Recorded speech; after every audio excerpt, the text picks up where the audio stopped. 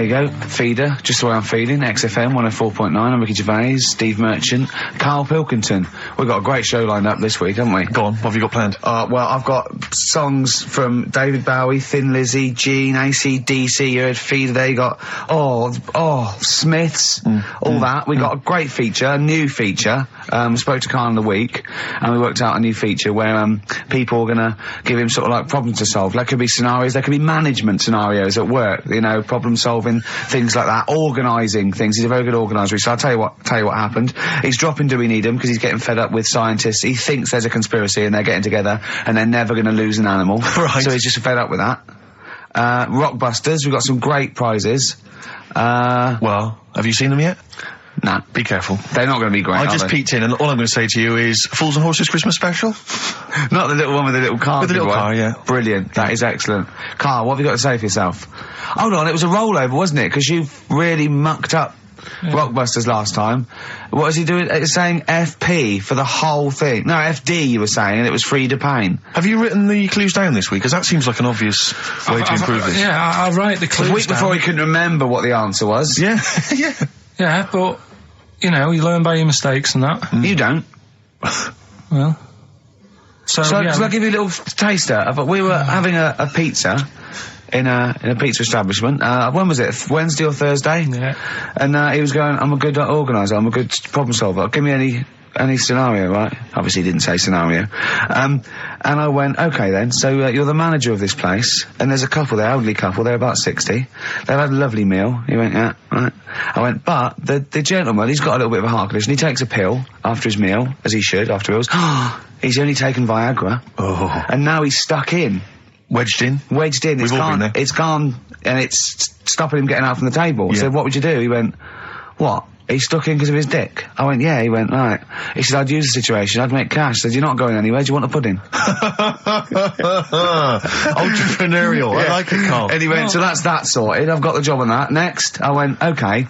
You won't believe it. Next day, there's a little problem in the toilets. Two gay men were having sex and they got stuck in each other. Yeah. He went, right. I'd say, is it the same fella as yesterday with the Viagra? If so, why was he let in again? He was on the door. Yeah. I went, it's not. It's too different. He goes, right. Does his wife know he's cheating on him? Yeah. He went, right, I'd go down. I'd go, and then he went, I'd say this isn't a restaurant problem, call an ambulance. Strictly speaking, not a restaurant problem, no. But am I right? Huh? Am I right? Well, I don't know. Would you give me the job if say, like, you were the boss of that restaurant and you... do you know what I like about this? At no point did he say, Gervais, why are you being so mental? Yeah. Why would someone get stuck because they took Viagra by mistake and two people get stuck in each other? But you've heard the stories from his past. That is a perfectly legitimate situation to find yourself in. You grew up in his part of What would you Manchester. do if there was two fellas with big heads and webbed feet and they had a horse in a... Well, what I'd do is... What would you do? What did you do when you first saw them? What, saw the kids lads with the big heads and yeah. We should very quickly remind people, if they didn't listen to that particular show, they had webbed hands. Yeah. Did they, or webbed feet? Well, they had webbed hands, right, and big heads. Enormous heads. But it wasn't related. But they weren't related. I know, to they were completely No, but I'm saying that the webbed hands isn't due to the fact they've got a big head. No, sure. It's two different things. We're just unlucky. Yeah. No, hold on. If they weren't related and they both had webbed hands and big heads, I'm saying there was a condition that was related that had those two. I don't think there was. So what do you think the chances of that are? They're not related, and he goes, "Oh, you got a big head and webbed hands as well." Yeah, just a coincidence, isn't it? Yeah, I honestly don't think it was related. Right. Because I've since seen the same problem again on another kid with a big head. His hands look good. Right, so you think the big head is just a separate issue? Yeah, it's a totally different illness. It's like having a headache and a cold at the same time. Right, so not always connected. But the weird thing is, right, looking around in the week at weird stuff on the internet, there's this woman who's got a big head. Oh, yeah. And, she was fed up with it because when she was walking down the street, it was so big, she couldn't hold it up. Right. She couldn't hold it up. Oh, God. Okay, shut up. So when she was walking, her eyes were hurting because she had to sort of look up all the time because her head was that heavy. Her chin was sort of balanced on her chest. Right. And she'd have to peek up, yeah. So she goes to the doctors, and this was after years and years, and said, I thought I could put up with it, but I can't. How big was her head? It's big, I don't know if it was like big because there wasn't a picture. I don't know if it was just big or a lot of bone. So it was heavy. Very heavy. Right, like the Elephant Man, just outcrops. Yeah, right. So the doctor said, we can sort that out. But we'll have to take your head off. Right. Okay, listen to this. Listen, keep going. Because what you don't seem to understand is I have the same reaction to you when I see it. Yeah. What? Right? You're quizzical yourself. So I looked at it, they took her head off, chipped away a bit of the bone, made her head lighter, put it back on.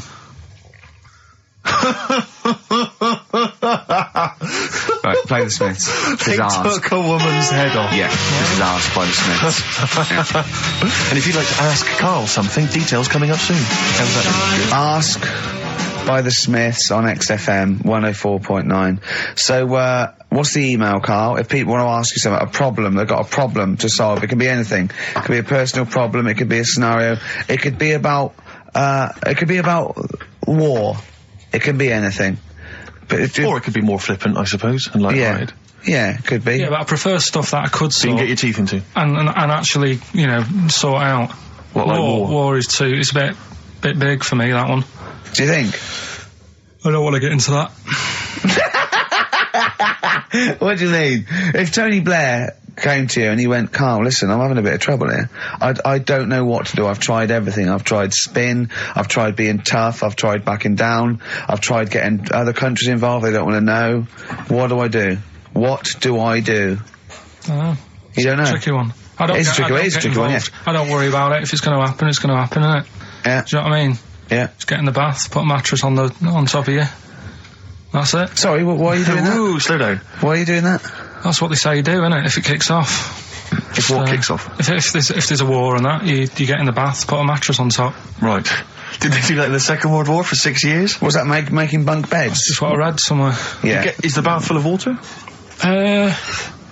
That'd be daft. Okay. But I think they were enamel baths then, though. I think they'd stop a bit of shrapnel. I think the plastic ones you get nowadays would probably melt on you. And the mattress, where your dad has cut it in half, all the foam would come out and the springs would get you in the eye. Oh, talking about my dad. Steve, you'll love this, right? Go on. My dad hates being ripped off, right? Yes, well, no, I can relate to that, that's important. Hates coming to London now. He always wants me to go and see them rather than come here, because he just thinks London is like a big rip-off. Last time he came, he got annoyed because I bought him a scone and a cup of tea for like 3 of us, and it was £14, and he just was livid. And then we had an argument about that, and then we went to the Millennium Wheel, and I said, do you fancy going on this? He said, oh, all right. Then he saw the price, and it was something like 20 quid or something, and he said 20 quid to go up in the air to look at stuff that's on the ground. He said I might as well stay on the ground. Brilliant. Right? Thought, good point. His logic is impeccable. So anyway, this is going on. Anyway, he spoke to me the other day. I said, how are things? Are they alright and that? He said, being ripped off. I said, why? He said he ordered, do you know the place where he got a new bed from because he cut the other one in half, right? He got this bed out of a catalogue. So he sorted out a payment on the phone. He said, look, you're ripping me off a bit here on the interest thing, but well, let's do a deal. We'll sort out a new monthly payment that's different to what it says in the catalogue. And he said, yeah, we'll go along with that. Anyway, so he sorted that out. He was happy. The bed arrived. It's a nice bed. He said, that's great. So anyway, he got the bill for it, and it was the original price. Oh, I thought that might be the case, yeah. Right? So he called up and said, I'm not happy with this. He said, we said a deal. And oh, no, don't know what you're talking about. He said, right, don't send me your catalogues anymore. He said, I'm not buying anything from you. You're a rip-off merchant. Right? So anyway, a few weeks go by. Post comes. Only another catalogue in the post. He's livid. Right? So he was well annoyed. Yeah. So he looked on the back, and it said on it, this catalogue will always be property of, the company that does it. So you can't throw it away. If we request to have it back, we've got the permission to get it back off you. Right? So he thought, right, well, they're out of order. I told them not to send me one, and they have done, and they're saying I can't chuck it away. So he called them up and said, all right, Mr. Pilkington here, bought a bed off you, you conned me, and that. But, forget that. We've dealt with that. You've sent me a catalogue, I told you not to. It says on the back here that this will always be yours. Yeah? So, in a way, you're using my house as a warehouse. I'll be charging you 26 pence or something a day. Brilliant. He said, you already owe me £6.28. Something like that. Genius. And, they sorted it out. So again, it's just... So hang on, but are they going along with this? I don't know what happened. He said they sounded annoyed and said they'd get back to him, and they haven't. But he said, I'm not bothered. They can take as long as they want because the money just keeps going up. Yeah. So, what sort of profit has he made so far? Well, when I spoke to him in the week, it was like £6 odd. Yeah. I think that was on Tuesday. So he's just leaving it. It's like an investment. Yeah. It's like an antique he's bought. It's just going up every day. So, well, keep us posted on that. That's dynamite. One day we need to speak to your father. Yeah, I think so. So many questions need to be asked of him. In fact, I might sit and give you a letter to take home. Yeah. Dear Mr. Pilkington, your son Karl. New single from Nick Cave. I think you'll enjoy it. Yeah. That's the forthcoming single from Nick Cave from his album Nocturama. That's called Bring It On. That's great. I must admit, I was a latecomer to Nick Cave. He's extraordinary, yeah. I mean, years into his solo stuff before, I decided that he was brilliant. Yeah, he's fantastic. He's fantastic. I had some exciting news this week, Karl. You'll be pleased to find out. I'm worried that you might get a little bit jealous because it's obviously going to impact on your world quite strongly. Because I know you think you'd like things to be quite samey. You like the status quo to be maintained. You like the fact that in the past, we've had some crosswords. Because I remember. What did you think of me when I first walked in? When I first came in on the first day of XFM? I don't know why you're making a big deal out of it. Because I'm just being honest, though. I'm just being honest about a lot of people who see you for the first time sort of go, well, he's a bit weird.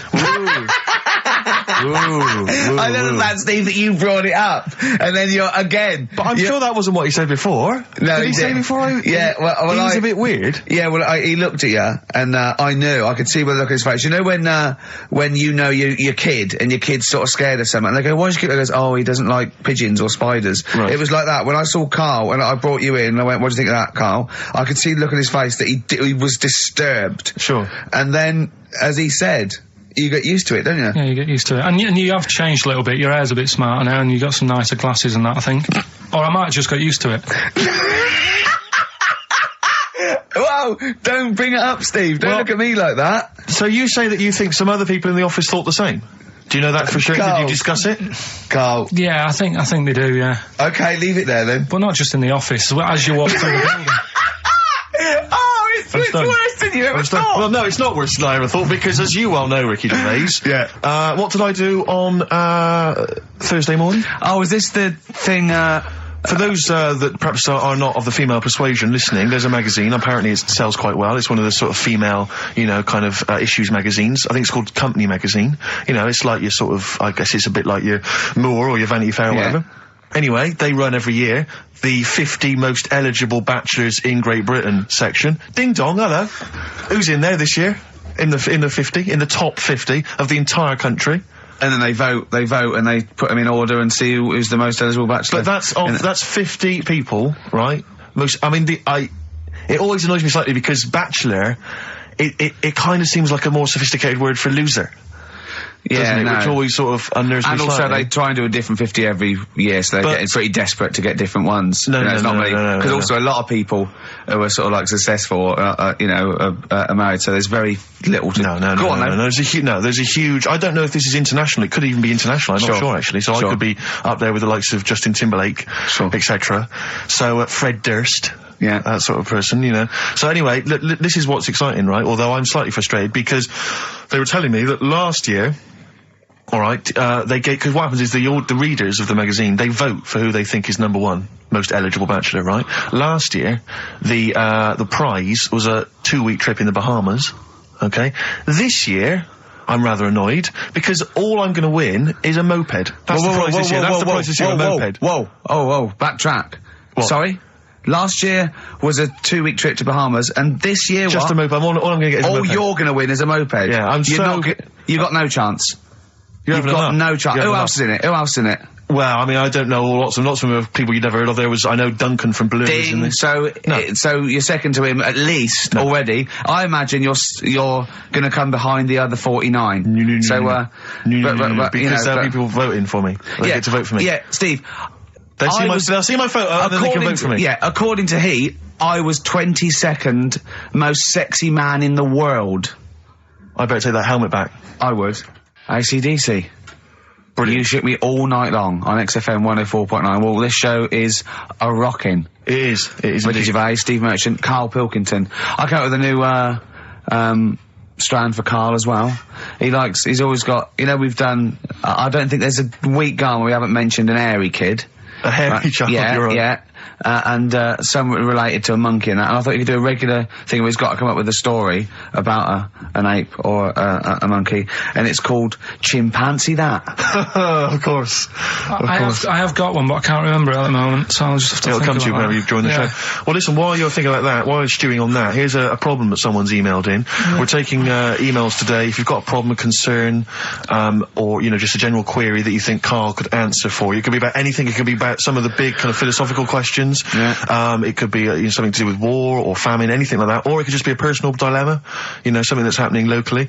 Anyway, this seems one that I think you and your father have probably come across this sort of dilemma in the past. And I'd be interested to know what your take is on it. Let me see, this is from Lee Matthews by the look of it. He says, he lives in a suburban area where the local teenagers also live on the same road, and they're running riot. They're smashing wing mirrors off the cars, they're crashing into parked cars on their skateboards, and they're just generally making mayhem, you know, night and day. What can he do to stop this going on?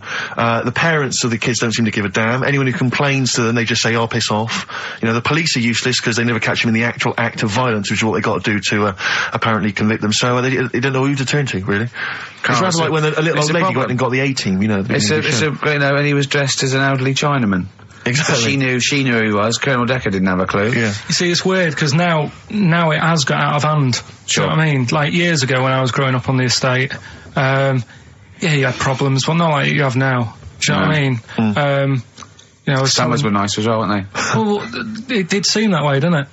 Yeah. Right, and police are getting shorter and younger. But you yourself kind of admitted in the past that you were something of a tearaway. You didn't do anything like these kids here. The thing is, I was scared that if I got caught doing it, my dad would go mad. Yes. And I remember smashing a car window by accident and legging it in the lounge and sort of pretending to go asleep on the settee. Right? Genius. And I heard a knock at the door. He chloroformed himself just to be unconscious when his dad came home. And there was a knock on the door, and I thought, oh God, this is a fella who saw me. I was chucking a stone in the air, seeing how high I could throw it. Of course you were. Did it keep landing on your head? That would explain a lot. And it came down. Chucking a stone in the air, love it. To see how far I could throw brilliant. It. So, you know, I wasn't bothering anyone. Did you invent that game? Right, Did you get the stone for your birthday? Go and play with your stone. He gave one to Suzanne. Karl, go and play with your stone. The thing is, right, and it came down at a funny angle, and of course it did. It ate the back of this car, and the back window is the most expensive because it has that heating thing in it, in case you got a frosty window. Yeah. So I thought, oh God. So I legged it in, got on the settee, went to sleep, knocked at the door. Genius. It's a brilliant plan. It's a brilliant plan. I couldn't be guilty. I'm asleep. So I love the idea. So the thing is, our lounge used to sort of, you could see in from the door, right? So this family who saw me do it, saw me asleep on the settee, and my mum said, go and get the door. And I sort of went, oh, as if I'd been asleep. Yeah. And went to the door, like, rubbing my eyes. And the fella said, what did you run off for? I saw you. I was like, oh no. And I didn't see my dad. I went out. It was when he was working sort of evenings. So I went out so I didn't have to see my dad. And then the next day I came home from school, and my dad said, 45 quid. Ooh. That's all he said. That's all he looked at me. And then you fell asleep when he went, wake up. You know what I said? No, 45 quid. Now the thing Karl, is, he didn't have to do anything. £45, Karl. Now I know you were saving up for a brick, but you can't have it. Yeah. But do you know what I mean? It's like, I knew I did wrong, and I was scared that my dad was going to belt me. Yeah.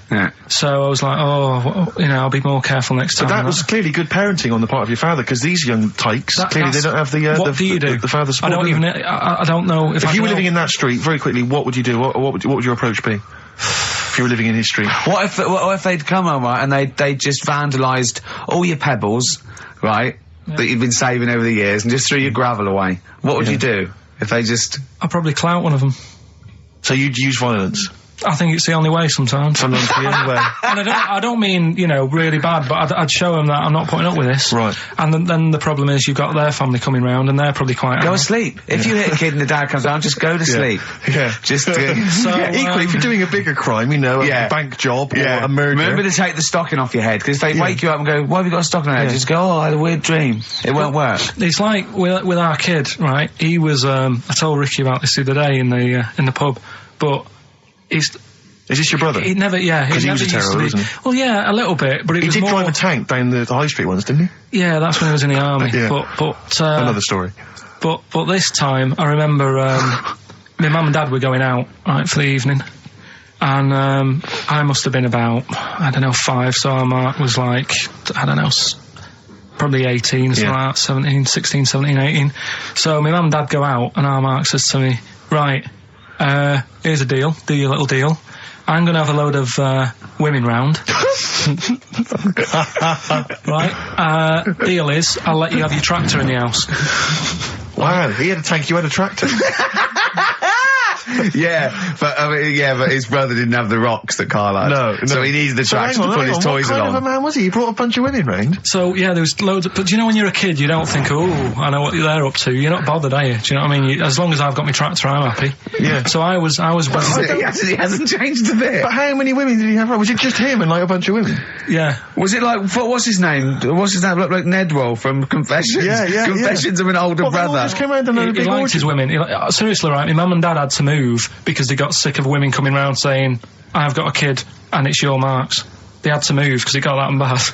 You know, did you hear, when you were playing on your tractor and there was women running back and forth in underwear, did you ever hear this noise?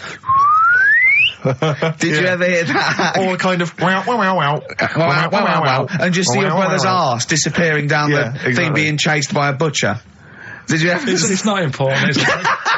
Is that what it's going to be like, do you think, when I'm voted #1 most eligible bachelor in Great Britain? Yeah, and you come in on your moped. I mean, no, am I going to get a tractor? Chewing brakes, painkiller. Open brackets, summer rain, close brackets. On XFM 104.9, Ricky Gervais, Steve Merchant, Karl Pilkington. Rockbusters? Is it that time? It is indeed. Last week, of course, it was a disaster. Yep, every Saturday at 16 minutes to 2, we do Rockbusters. I have to say that I've not really gone through them, but the prizes look exactly the same as they were last week. Yeah. There's that T-shirt. So it's a rollover, but you haven't added to it?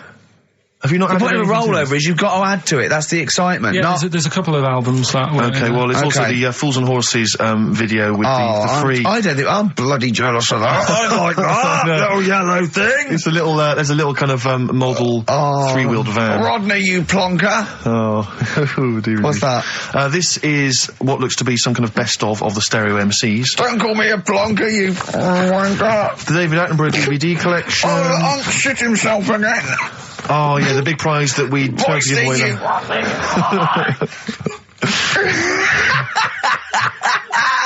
Best chill out album.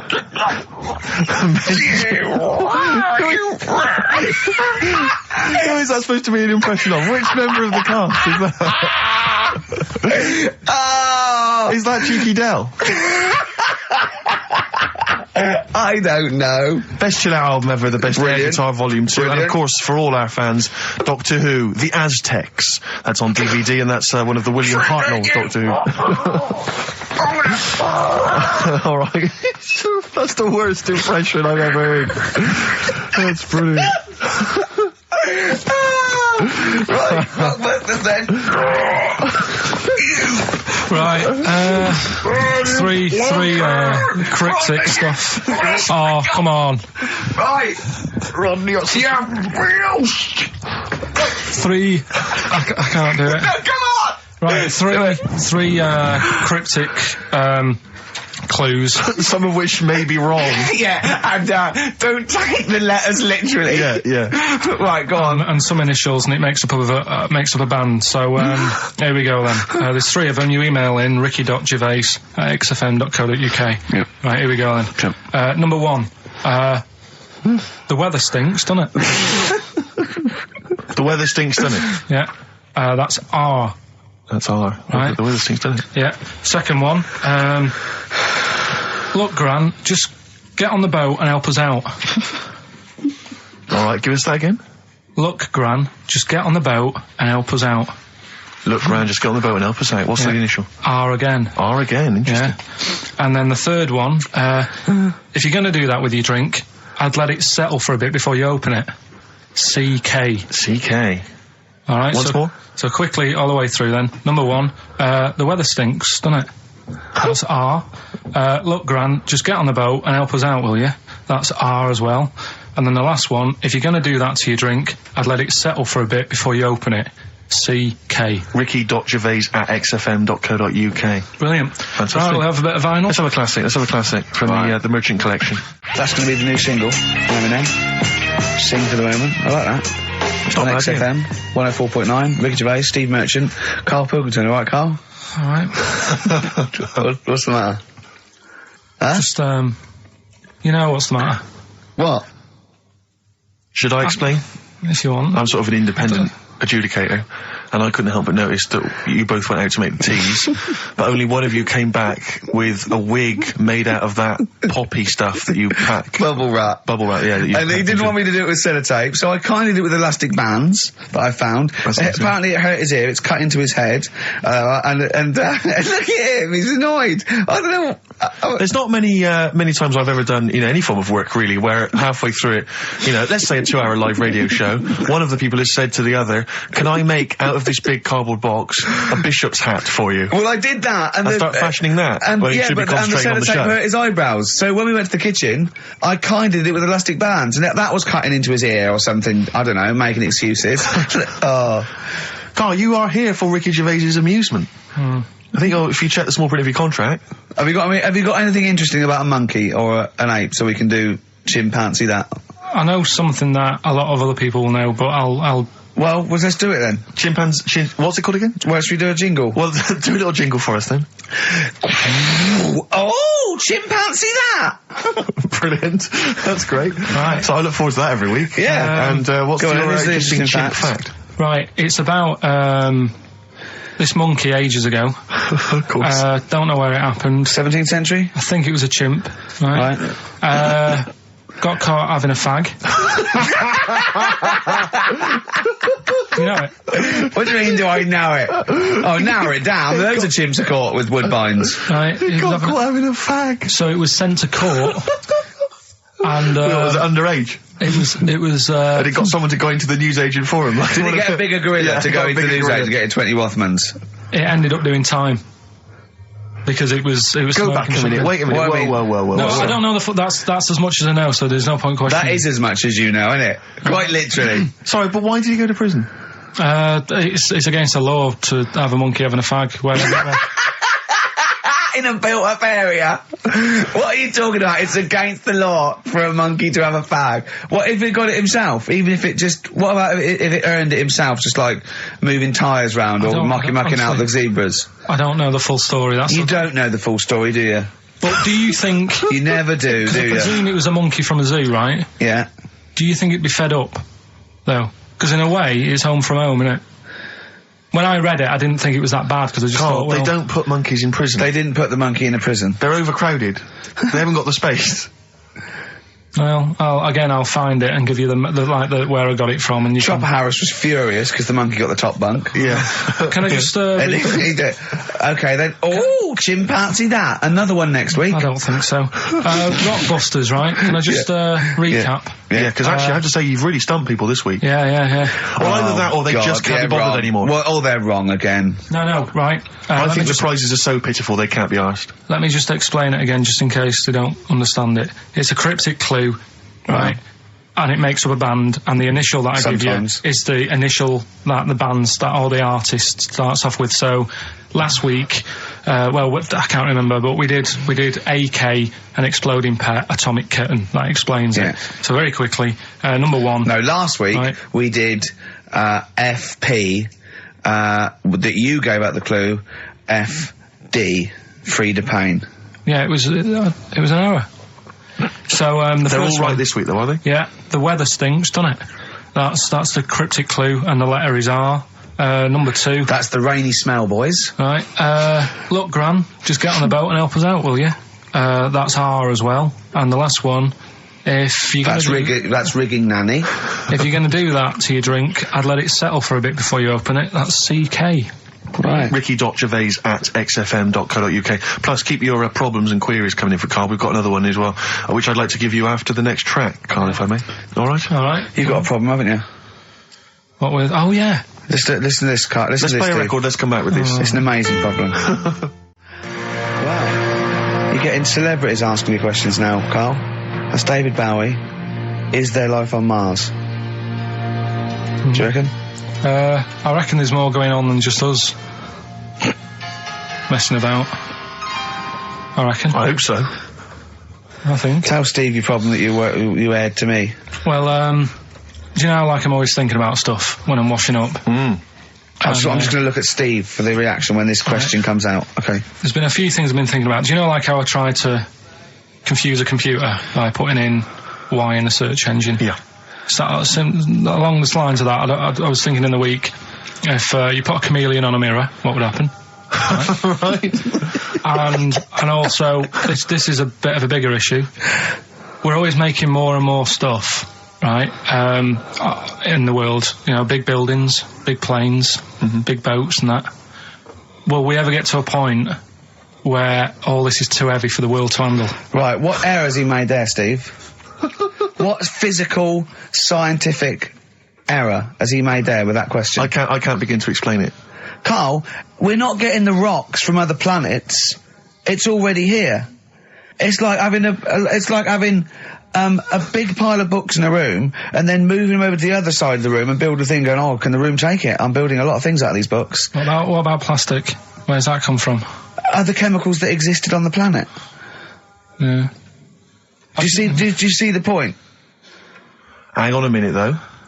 What about a little tree? You plant that as an acorn, it grows, Rick. That's bigger. That's more stuff. Yeah. Don't listen to him, Karl. He's patronising you. What about acorns and that, though? Right. They grow from minerals and proteins already in our atmosphere or in our the mass of Earth. What about a cat, Karl? Right, you get it. It's a very tiny kitten, but it grows up and it's bigger. Karl, he's doing it on purpose. Elephants. They're very small to begin with, but they get bigger and bigger and bigger, and so they get heavier and heavier. Mind you, dinosaurs have gone. You know, but you...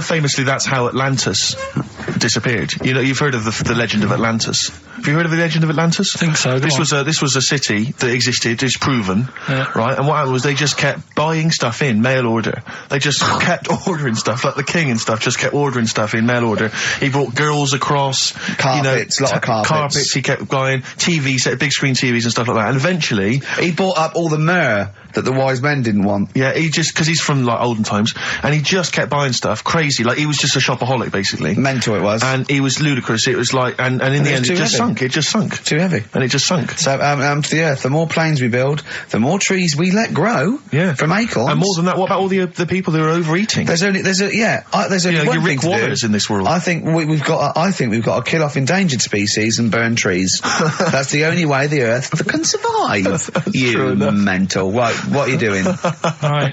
Okay, look, quick query for you. This is from Jay. He's got a problem here. He says, my parents won't let me ditch my studies. He's currently reading modern languages at London University. Sure. He wants to follow his dream, but his parents won't let him, of being a dancer. Karl. Worse than that, he says that they're trying to arrange a marriage to a bunch of minging daughters of people they know from good families. He doesn't know what to do, so he's got the arranged marriage coming along, and he's also got, he basically wants to be a dancer. His parents are forcing him into something more practical. Well, the first thing, right, I don't think Live your dreams? The arranged marriage thing is such a bad idea. Okay. Because I think too many people go on looks. Right. And then you soon get bored of that, and you find out the person who you're knocking about with, it's actually not your type. Right. Why don't you arrange marriages for people? Well, I'm just saying, right, so I'd say, Jay, go along with that. I wouldn't worry about it. Okay. I mean, if they're really ugly, then, don't go along with it. But if they're half bad, put up with it. That's sure. All right. The dancing. Brilliant. Right. That's that solved. Brilliant. I wanted to be a dancer. After I did the boxing, right, I joined a dancing thing just near Man United's ground, right, called Twiggy's. Went along, I wanted to learn some moves. How old were you? Well, it was when Michael Jackson was, pretty big, so about 83, 84, 85, something like that, around there. Wanted to do it. When I went, it was shut, and it had become like a warehouse for toilet rolls. So in a way, I wonder what would have happened. Sorry, how is that an anecdote about you going through dancing? Well, you've told me before, you did boxing for a while, you did dancing for a while. You had a true fight in the boxing, you didn't even get in the... That's not an... Imagine if that was a film! This is a boy's dream of becoming a dancer. Oh, it's shut. Next on. I mean, how is that a story? Yeah, that was Billy Elliot. Do you think it would have won quite as many awards? Yeah, brilliant. Footloose. All right? Yeah. I'm fed up they banned it. Let's go. Oh, it's shut. Flash dance. First, there was... it's a warehouse. Never mind. I'm just saying, you know, you'll find something else. I think I got a go-kart after that. I bought a motorised go-kart and kept myself busy with that. So... There's always other things. Just think, Alan Bennett has to sit down and really sweat over his stories. Yeah. He just opens his mouth. You are a living Alan Bennett character. So that's solved. Well, Jay, don't worry about that. There's no emotional problems I can foresee if you follow that advice. So the advice there is do an arranged marriage. If she's not ugly. minging, she's not completely minging. Yeah. And don't worry about dancing. Get a go-kart. Cheers. Great. Keep your problems coming in. Truth, Rest Your Head by Gene on XFM 104.9. Ricky Gervais, Steve Merchant, Karl Pilkington. While I was with Karl in that restaurant, while I was giving him the problems, the old fella with Viagra and the two fellas making love in the cubicle, we came up with a new idea, because he's dumping, do we need him? As I say, he thinks the scientists have got together, they're never going to wipe out a limpet or a slug. They think they're good, but they're not that good. This is people that are lauded as great minds, and Karl has brought them down. He's taken issue with them. Like what? He went, right, great thinkers, and I went, okay, then, Sir Isaac Newton, the father of modern physics. He went, is he the fellow with the apple? I went, yeah. He went, there again, see? Why do I need to know that the Earth sucks us towards it, gravity? He said, if I was floating around, it would be a problem. I'd ask his opinion. I went, what about Einstein? He went, again, I've never needed, and this is what he said, I've never needed MC squared in my life. The fella who invented the video, I watch one a day. You know what I mean, though? Give credit where credit's due. Right. And I think that a lot of this stuff that was invented, like when we were talking about inventions, you know, I started to look in books and that, finding stuff out. And there was some fella who got a mention on an invention site just because he came up with the fishbowl. And it's like, is it that hard? Yeah. Do you know what I mean? It's clearly a bowl. Sorry, you're not putting him in the same category as Newton and Einstein, are you? He was on the same list. Einstein was on there. It was saying about him doing that. And Newton with the apple. And who else was in there? Da Vinci, whatever. He was Leonardo on there. da Vinci. Yeah. Is he the one who did Mona Lisa as well? Yeah. Yeah. He said it took him 12 years to paint the lips. I don't think that's that good. That it takes that long. I saw, you know, when you think, saw Tony Hart do like an Aborigine man with a elephant in the background in about 3 minutes. Aborigine. An Aborigine? Yeah. Really? And an elephant? So what about some of the big names? Well, what's your first reaction when I say some big names from history? Go on. Gandhi. Again, what did he do? Good point. Right. Good point. Okay. Good point. But yeah, all right. Do you understand what he represents? Well, go on, tell me, and then I'll tell you if he deserves to. But you be know, mentioned. his whole kind of attitude towards peaceful protest. You know, it's quite a sort of modern idea. You know, very much the forefather of the 60s movement, you know, where people would sort of sit in, you know, and protest, you know, Steve. Right, look at the glazed look on his face. Did I lose him on Gandhi? Yeah. So just, Pick someone else, do someone else. Pick someone else, okay. Right. Someone you know about that's obviously, let's think, a great thinker, Isambard Kingdom Brunel. Right, yeah, he's alright. Brilliant, thanks. What about Jesus Christ? Well, I'm thinking more your modern day, like your Richard Bransons and that. Who, like, you know... to be fair, I wouldn't put Branson up there with Gandhi. Christ, Newton, Einstein. But why? Stephen Hawking. Because he's mainly known for having a beard and a funny jumper. To be honest, you have to start including Noel Edmonds. That's Noel Edmonds, yeah, you're getting confused there. But Branson's a bussman, he's not one of the great sort of, you know, scientific minds I think or philosophical thinkers. in time... Whereas Clive Sinclair... in his little car on his way to work, brilliant. No, but in time, there's certain things like the apple falling off a tree. Right. Whoever was sat there would have gone, that's a bit odd. Do you know what I mean? It's just that they were there first. But to be fair, Christ instigated 2,000 years of religion based on his teachings. Richard Branson, to be fair, he did launch Mike Oldfield's Tubular Bells. Yeah, they're not quite comparable. It depends what you get impressed by, doesn't it? Suzanne's always saying... Maybe Newton was there. He was coming up with a brilliant theory. Like, amazing. He was probably inventing the helicopter, right? The apple hit him in the head and he went, the earth's sucking me. The earth's sucking me. Do you know what I mean? Could have happened. But so, you know, my girlfriend's always saying, you know, what impresses you? Yeah. You know, because she was saying the other day, do you want to go to Egypt? And I said, no, not really. No. She goes, well, don't you want to see the pyramids? Not interested. It's like, I've seen them on the telly. Okay. You know, sure. Are they going to be that much more amazing when you see them in real life? Good point. How did you ever move out of your street in Manchester? But hang on, no, sorry, I'm interested to know, because this is something that that he came up with, and this is someone that loves him and that he respects. So I'm interested to see what was your answer to what impresses you? I don't think I did answer it. I just said, you know, the odd thing. You just said I'm asleep.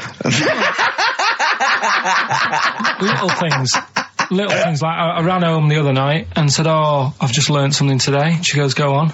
And do you know Lego bricks? Oh yeah. The name came about because some kid's mum, the kid was messing with the bricks, and she said, let go of them and come and have your dinner. Play record. It's got to be rubbish. It's got to be rubbish. It's always rubbish, isn't it? They're Scandinavian for a start. So boys are back in town. Thin Lizzy, what a classic. Beautiful. Carl, should that be our anthem? Me, you, and Steve, eh? Eh? Yeah. Can I just get a couple of bits of admin out of the way? Go on. We've had an email from Peter Goff. He has said, where is Richard Anderson? Where is Dickers? He only tunes in to listen to him. Where's Dickley? Where's little Dicky Docker? Little Dicky Anders is not emailed in. If you don't listen normally, Anders is our biggest fan. He loves us. I just absolutely But he's normally got a little bit of constructive criticism, which we always appreciate. Yeah, we're open to that. Sure. Exactly. Sure. I'm gonna shove this up your... So if Dickie Anders is listening, then he might want to get in touch. Also, dear Ricky, I've developed a bit of a fetish for the way you say winners in your hit sitcom The Office. I'm trying to get my fiancé to say it, but he hasn't quite mastered it yet. Anyway, we're getting married in Las Vegas in a couple of weeks' time. Could you please say winners on air as a sort of wedding present? It's becoming one of the most popular requests at weddings now, me saying winners. So, winners. There's a few I didn't get in. Thatcham, Shinfield. So there's a Woodley. There you are. There you go. That's beautiful. That's keeping them happy. Good luck to them. That's Leopard. One of those stupid email names. If you're going to email us, at least mention your name, because otherwise it makes me sound like a fool. A leopard, the original name for a giraffe. Interesting. Thanks for that. Whereas Lego was invented when a mother had sent someone to get some. Though there's no name for them. She went, "Can you go and get some?" There was a gap. He went, "Oh yeah, I'll go and get some," because they weren't called anything. Brought them back. Started playing with her. And then she went, "Look, give me those." He went, "No." She went, "Lego, you idiot."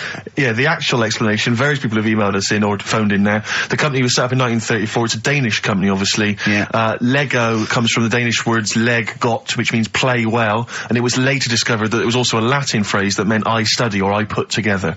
That's the actual, where did you get that from? But the thing is, you see, that's where learning's got to be interesting, because if it even started like that, I'd just go, I'm not interested. I'd be looking for...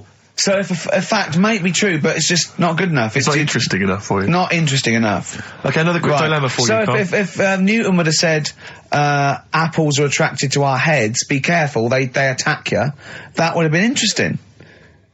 Yeah. Total bollocks, but you'd have been interested, therefore, in all modern physics. All right? Here's another dilemma for you, a quick one from Kate. She says that she's a single woman, she's 6 foot tall. Recently she's found herself being approached by men of, let's say, restricted height. And she's not desperate, but is it ever acceptable in her, she wants to know now, is it ever acceptable for a taller lady to go out with a person of restricted growth?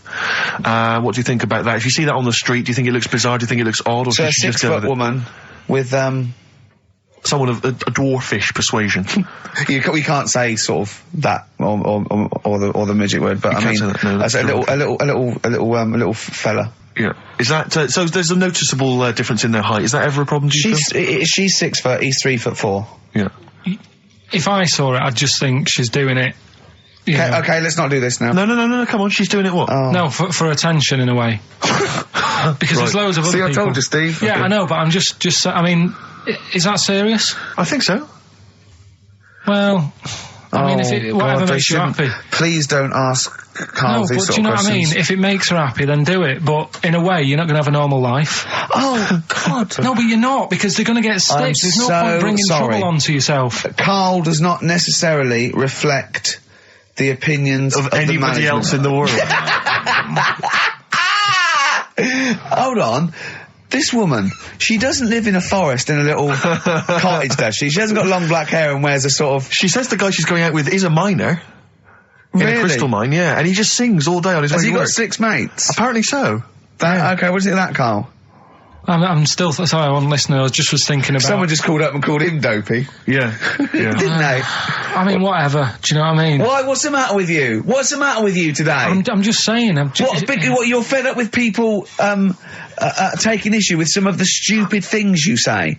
Lego was invented by a mother going, Lego of that. What are we going to do with all the buildings? The earth might collapse. What do you expect people to say? Well, even our listeners know you're talking rubbish, and some of those aren't allowed to wear socks. I mean...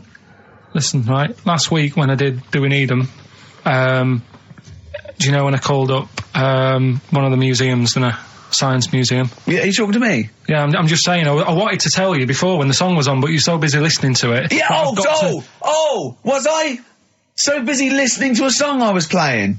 Yeah, but we're doing a radio show, aren't we? All right, what's your point?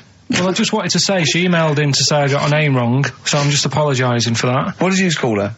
I think I called her Jessica. What was her name? I don't know, I've got it on email somewhere. This is not an apology! No, I'm You've just got saying... it wrong again! You've not even said her real name! How is that an apology? Well, I remember, I read the email, so, yeah, But who are you apologising to? I think her name's Jackie, I think. Oh, you've got it wrong again, haven't you? Well, anyway, and she just said if you want to see dinosaurs and that, go to the museum. You were complaining about that as well, weren't you? You went to a museum and there was too many dinosaurs. He said you just need 4. No, well, Steve, have you been to the one in Knightsbridge? I think so. This one that I called up, right? It's nice. You go in, you get a good collection of stuff. You walk in, there's 3 or 4 dinosaurs. You've had enough, right? I went into New York, right? I went to the museum there, hundreds of them. You can't move for dinosaurs. Yeah. It's almost like they're responsible for them being extinct. There's loads of them. So all I'm saying is, if you want to see a dinosaur, go to the one near Knightsbridge. They've got a nice selection, some old vases and stuff. It's worth going. So, do you work for them? Because that was a pretty big sell. Well, you could work that into quite an advert, I imagine. Brilliant. Karl, you're fed up, aren't you? Because you had to get up early. Well, that's another thing, but will we give out the answers for... Let's do that after we've played the next tune. I have to say that I'm wondering if Rockbusters, like Do We Need 'Em, is beginning to run its course, because this week we've had very, very few right answers. I think you're just getting too complicated. Yeah, because his clues and his answers are rubbish. Why don't you start doing proper ones? These are good. We started off easy. If you remember. I think some of them are a bit tortuous. They don't work. Some of them don't work. Come up with some stuff then. Let's play a tune. Well, I have. And we'll come back with the Rockbusters answers in a second. You haven't come up with anything. The Gravediggers, 1-800-SUICIDE. It's a good tune, that. I've always enjoyed it. XFM 104.9. Well, that's nearly it from Ricky Gervais. That's me. Steve Merchant. One of the 50 most eligible bachelors in Britain. I hope people as well, if you buy Company magazine, if there's any ladies listening, every week, of course, I've played you a song for the ladies, and I hope now that you'll be able to return the favour and maybe vote for me. Buy Company magazine, vote for me, so I become 50, the number one eligible bachelor. It wouldn't mean anything then, would it? What do you mean? Well, it wouldn't mean anything then, would it? If they voted you and you got into the top 30, it wouldn't mean anything because you've asked them to do it. What are you talking about? Of course, because it means that they care for me enough, and then they are impressed and charmed by enough that they've actually made that effort. That's beautiful. I think that would ruin it. Well, let's wait and see what the results are. Do you think, getting off that, because we don't want Steve to use as a platform to get in the top 48. He's bound to beat a couple of people. But, what do you think of him now, Karl? Now you've known him for these many years. What do you think of his looks objectively now that you've known him? Can you remember what you first thought? Like I say, he's changed a bit. He's sorted himself out a bit. Yeah. Looks a bit better. How? What's he done? I don't know. His hair's better. Yeah, what was it before? It was just a bit nothingy. Do you know what I mean? It was like just like if you just let your hair grow and do its own thing. Yeah. Whereas now it's got a style. Yeah. So it looks good. Glasses, he's changed. His glasses are stylish. Yeah. Just stay sat down. Right, Rockbusters. Some people like tall men. Yeah, go on. That's, right, first one. The weather stinks, doesn't it? Yeah. That was R, which was rainbow. Right? Rainbow? Like rain is the weather, and it smells like body odour. Body odour. No, it's B-O. It's B-O, that's B-O-W. Well, yeah, but you've got to play... It's not pronounced bow, and it's not spelt bow. Who calls it bow? Everyone knows it's B-O. What, you don't care? You don't care that doesn't work? Well, they got it, so again, as long as one person got it, Carl. Getting it. One person got it. Of all the emails, one person got it. Second one, look, Gran, just get on the boat, will you, and help us out. Go on. That was R. That was a Ronan, right? Ronan, who's Ronan? Ronan. Who's Ronan? Ronan Keating. But he's known as Ronan Keating. No, it's not. No, it's not anymore, though. He's gone on his own, hasn't he? He's just known as Ronan. No, he's not. No, he's not. It's Ronan Keating. He's always been known as Ronan Keating. All right. So that doesn't work like that. Go on. Third one. Next. If you're going to do that to your drink, I'd let it settle for a little bit before you open it. That was CK. Right. Shake a can. Shake a can. If you're going to shake, you can. This is the worst competition ever. So it's Chaka. Have you got? It's Chaka. It's Chaka. It's Chaka Khan. Shake a can. No, Chaka Khan. What you got? Chaka can might have worked. To throw a can. Who got all three right then? Well, because basically what happened was people just emailed in 3 guesses. We're stopping and this. The guesses that were right came from Mandy Thompson in Hendon. That's ruined that, frankly. Well, that's run that into the ground. That's doing Eden ruined. No, we can't just bin everything on 1 week. I don't think we're going to get that, they're not as good as they think they are, because you've only picked on Newton Einstein. You don't know anyone else. You don't know who Gandhi is. Chimpanzee that. You've run out of I did like the jingle for that, though. Oh, chimpanzee that! That was a great jingle. Yeah. But sadly, we won't be able to use that again. So who's won anyway? Well, it was Mandy Thompson I mentioned, but as I say, she guessed, so I mean, she can have the prizes, she's welcome to them. But, I think we should knock it on the head, Carl. Maybe you should come up with something new. No, I think it's still got a few weeks in it. I think we should take some time off. Well. Yeah. What about, like, the foreseeable future? Don't know. Song for the lovers. Do you want to just... A song for the ladies. Listen, I think it's maybe the March issue of Company Magazine. Buy that. Top 50 most eligible people. There's probably an address or a phone number to call. And here's another song for the ladies, maybe just to charm you further. Tom the Model by Beth Gibbons and Rustin Man. Carl, say goodbye and say it nicely, like you're happy. See you later. Is that the best you can do? 104.9 XFM, Ricky Gervais, Steve Merchant, Karl Pilkington's pressing the buttons. Yeah. We're playing some great moments from the last 3 weeks. And some great records, Steve, from the last 2 weeks. That's true enough. Yeah. We're not actually here today. What are you up to today, Rick? It's 8 hours earlier, so this is about 2 o'clock probably. Mm-hmm. So it's about 6 o'clock in the morning. I'm still in bed, mate. I'm asleep in my hotel room. Now, where are you? We're in LA. Los Angeles. Yeah. City of Angels. Rick. Yeah. City of Angels. Yeah, and so that's what we're doing. We're doing stuff like that. That's why we're not here. We're not here next week either. So next week is the best of this week. Alright, so, here's the first bit. Can I tell you one of the best presents I ever had? Cool. Without doubt, all I ever wanted was a go-kart. This is true. I was like, sort of 5, 6, 7. And I eventually, for Christmas, I wasn't sort of spoiled in the sense that I got pocket money, but I always got what I wanted at Christmas eventually. Because, working class mothers, they'd get it out the catalogue and pay for it for the rest of the year. So I always got, I had really, as many presents as anyone else. And I got this go-kart. It was a little red go-kart and it was a pedal one. And I'd run home from school and I'd be in it and I'd get up and down the garden for hours. I'd come in from a tea and this was fantastic. And this went on for like weeks and weeks and went through the summer, the next summer. It was just, it was fantastic go-kart I'd show off. And then one day I came home and I went, it was always at the back of the shed, sort of up against the shed. And I went in, I couldn't see it. And so I went to the back door. My mum was sort of like washing up with that. And I went, where's my go-kart? I thought it hasn't been nicked. She went, your dad swapped it. Your dad swapped it? Yeah. I went, he what? And I was going to be brave. And I went, he what? She went, he swapped it for a wheelbarrow. And I could see she didn't approve of this, and she was thinking, I'm going to tell him, and then I'm going to, you know, have this out. And I went, right. She went, it's your wheelbarrow. And I went to the back of the shed, and there was this wheelbarrow. He swapped it with a bloke called Jimmy Dublin, who he worked with. Jimmy Dublin? Yeah, I don't know.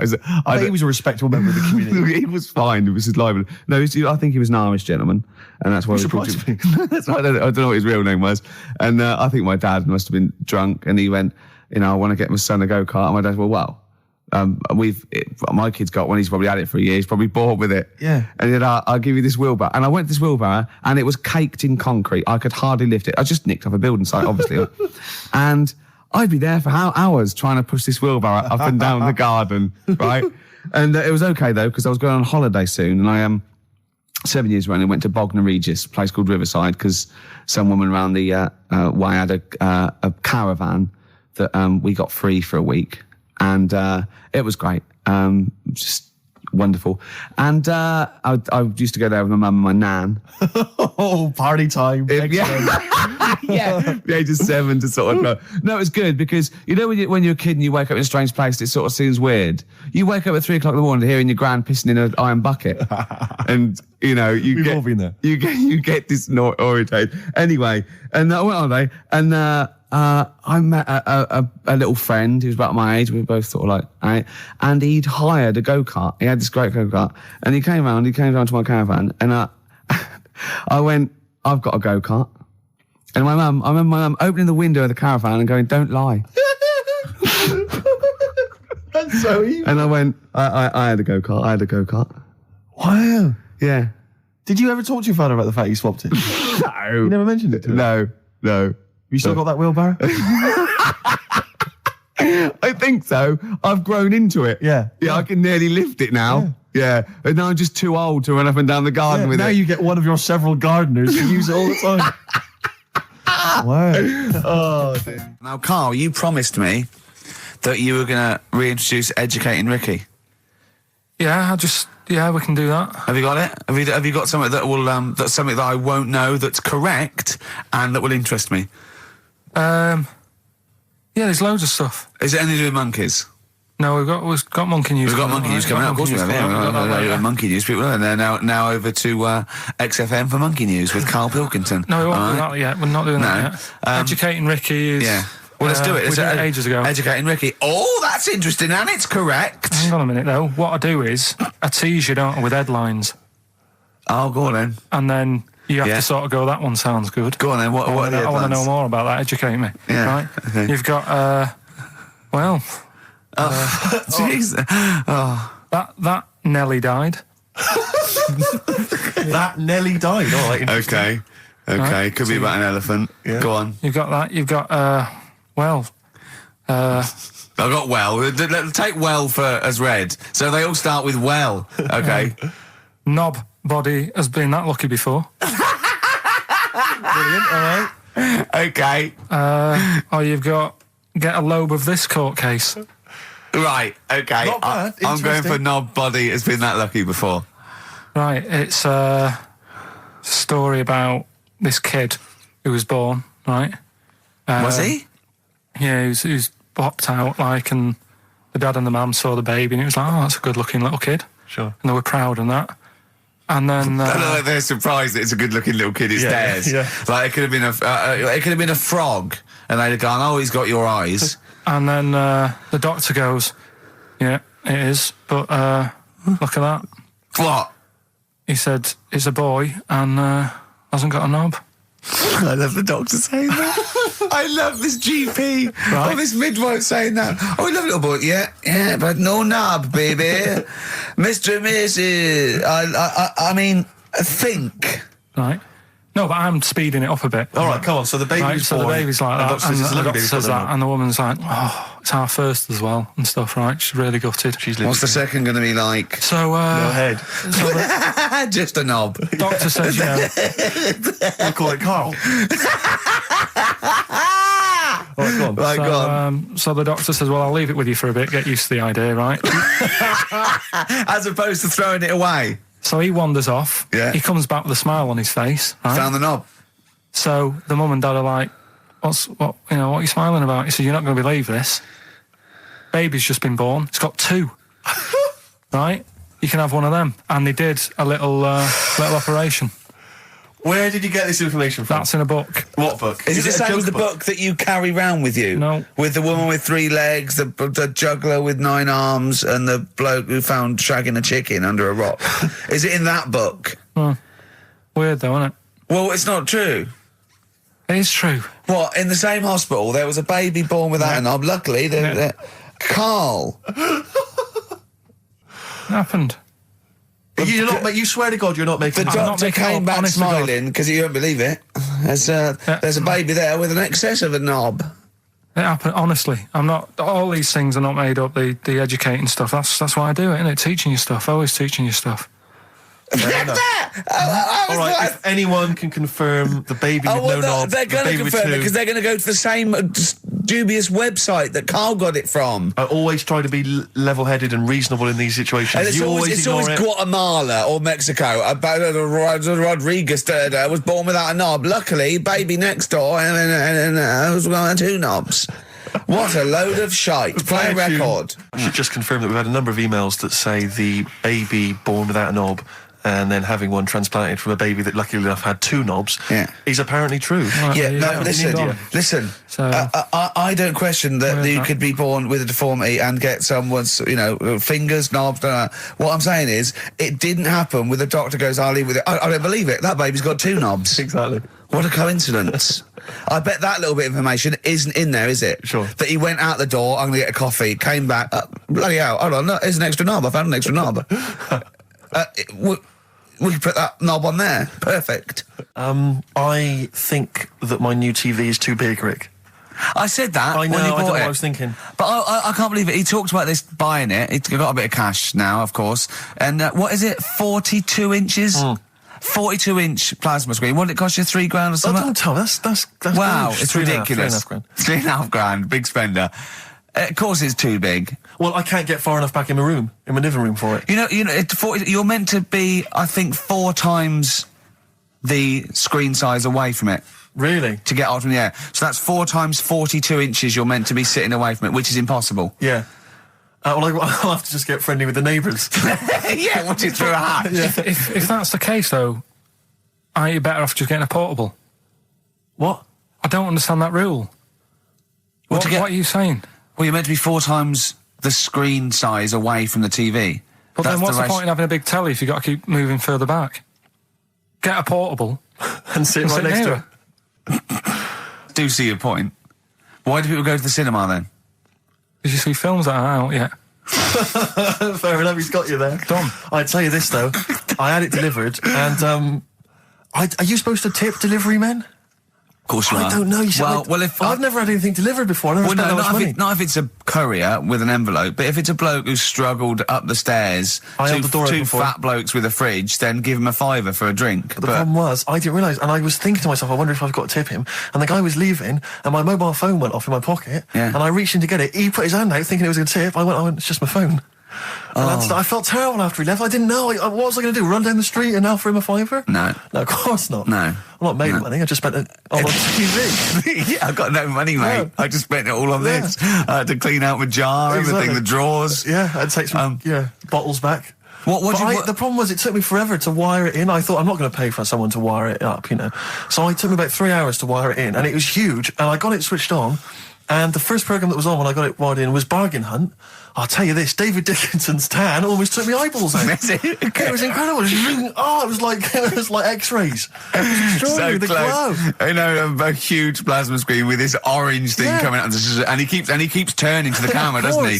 Just to get you. Yeah, he turns away. You get a bit close. They go, "What's he doing?" He just turns around, takes the cornea off. What do you think, Bargain Hunters? Bargain Hunters. Oh dear, that's why I'd buy a plasma screen to watch Bargain Hunt. I mean, it's ludicrous. This is the problem, is because what do you watch? I mean, have you watched anything that's been worth having? The only thing I've watched really worth watching. 24. Well, 24 works great, but also films. Obviously, that's the main reason I bought it, because films just look amazing on there. Yeah, DVD on the plasma screen. The brilliant Blur, Out of Time on XFM 104.9. One of my favourite singles of the year, and that's another thing. We'll be playing our favourite singles of the year, as well as our favourite clips of our own show. Rick, I imagine if people have got a bit of Christmas money, they're wondering what they can spend it on. Office DVD? Well, other than that, these guys have got some ideas. What, adverts? Brilliant. Exactly. Karl you had to, go to one of those, well clinics, didn't you? No, I haven't gone. Why? Because I'm not happy with it. What? I'm not happy with the whole... Well, it's just... Do people know what them places are? They'll give you a whole... Have you heard of them? Yeah, I've had one, yeah. They check everything. Which, you know, Suzanne, my girlfriend, was like, you know, you're 30-odd now. When was the last time you went to the doctors? And I haven't been for ages, because I don't... No, I never go. Doctors. I never go. Unless I think I'm honestly going to die there in agony. Think they can always find something. Jane made me go to one of those well things, those boot things where they do it's a couple £100 and they give you a complete head to toe, don't they? But head to bottom is what it is. They do the old finger up the arse thing. Now, what is that testing for? Well, I like that he said it quietly, because he's on the radio. You can't say arse. Yeah. Well, say it quietly. Say it quietly. Yeah. Arse. Yeah, arse. That's what our mistake was, because we got a complaint upheld, didn't we, for saying... And I'm talking about a male chicken here, which is a cock, as you know. Yeah, and we said that word, right? So if we'd have gone, cock, we'd have probably gotten away with it. You can get away with murder. If you just, If you just whisper it very So go on then, I'm not going, because I'm not having that done. I don't understand what they're going to find up there. That's... Your head? No, but why can't we just... I mean, it's the heart that I worry about the most. You mean that in a kind of romantic sense? No, I mean, like, you know... If they have to have a long finger, wouldn't they, to check that out? They go, it's something wrong with your left ventricle. Yeah. Now, this thing about the doctors, they hold your testicles and they make you cough. Yeah, they don't hold the testicles anymore. They just put it sort of like by the side of them. And what's that testing for? I don't know. I think it's something to do with if you've got something wrong with your diaphragm or something like that, you can't do it when they press there. I don't know. It shows them something. So it's not doctors having a quick feel. Right, so you can. well, that's good, because do you remember when Karl said he's going to die of cancer? And I said, why? He said, I don't check my balls. I said, why? He said, I don't like the feel. So they feel it for you. They feel them for you, and you can just relax, shut your eyes, and think of England. But don't mess with them. What do you mean? You can do more damage messing about with them. Just leave them. And there's two anyway. You can afford to lose one. Yeah, I don't think that's the point. I think the point is it sort of spreads, doesn't it? You know, you've got to check the... I mean, I'm not saying, you know, if don't do it, because they spend a lot of money saying to people, you know, have a quick feel if you've got the time, what have you. But I don't worry about it. Leave it alone. Why, out of interest, why do doctors stick fingers up your arse? Check the prostate. Check the prostate? Yeah, because if it's swollen, it could lead to all sorts of problems. Again, they're not having a laugh, Karl. They're not going, hang on, look at this bald little mank fella. But there's no nice way. I'll feel his balls, stick a finger up his arse and send him home. 300 quid, please, on you go. What about me art? It's fine. And they're all laughing. Roger, Jeff, stand behind that two-way mirror. yeah, what's this? I'm not going anyway. So. Really, you're not going because you don't want... No, I'm not happy with that. It doesn't even matter. It's not the fact he's a stranger. If it was someone who I knew, it'd be just as bad. That'd be worse! Imagine that! At a dinner party. Oh, God. Oh, look, hello, Roger and Selena. Do you mind... Roger, do you mind... Would you allow any of the celebrity doctors to do it, though? Dr. Dre? Any of those? Doctor Who? I just don't understand in this day and age... Would you allow Christopher Eccleston to stick his big northern finger up your... Do you want a song on anyway? But I still call Karl every day anyway. Oh, sure. I called him a couple of days ago. Of course you did. And I went, it was the weekend, I went, what are you doing? He went, oh, just in Regent's Park and that. I went, I said, just going for... He went, oh, Jesus. I went, what? He went, a caterpillar just fell out of the sky. I went, what? He went, a caterpillar just fell out of the sky. God, it's there, it's wriggling around. I went, sure a bird didn't just drop it? He looked at it and went, oh, yeah. Of course he did. Yeah. For a moment, he thought caterpillars were raining from the sky. I thought I was in Chicken Licking. Yeah. Unbelievable. Why did you think a caterpillar had fallen out of the sky? I don't know, it just startled me a bit. I love Karl being startled. I like the idea of him straight on the phone to Trevor McDonald. Look, Trevor, there's caterpillars, insects falling out of the sky. They're falling out of the sky now. Put it on the news, quick. Are you sure there wasn't a bird? Oh, there was a bird. Yeah, sorry, Trev. Bye. But it was after, like, I hung up the phone and that from you. I sort of sat there for a bit watching it. I imagine him cross-legged, just in front of it. But do you know what? Because of his shape, the shape of his head, and his sort of IQ, I bet the caterpillar was thinking, Mama. Yeah. Do you know what I mean? Yeah. It's unbelievable. Go on. It was sort of running about all over the place, right, Steve? So the caterpillars have loads of feet and that, don't they? Well, they have 6 legs. They're actually a larva with insects. They have 6 legs, but they have little sucker things to hold on to the cabbages and that. No, they've got more than that. I'll tell you, they have got 6 true legs. Trust me. Trust me, I'm a scientist. And you were thinking what, Carl? Well, but they've got little pods. They've got little pseudo pod legs and little suckers. Yeah. But it was running about like everywhere, like mental, but sort of running off to the left, and then it sort of went back to where it was. Then back, went right and what have you. And I'm just thinking, whoever gave them the legs, right? What's the point if they don't know where they're going and that? Do you know what I mean? If you can get about... Imagine that sentence. Did you hear that sentence? Can we play that sentence back? No, I don't think we can. Imagine who gave him that legs.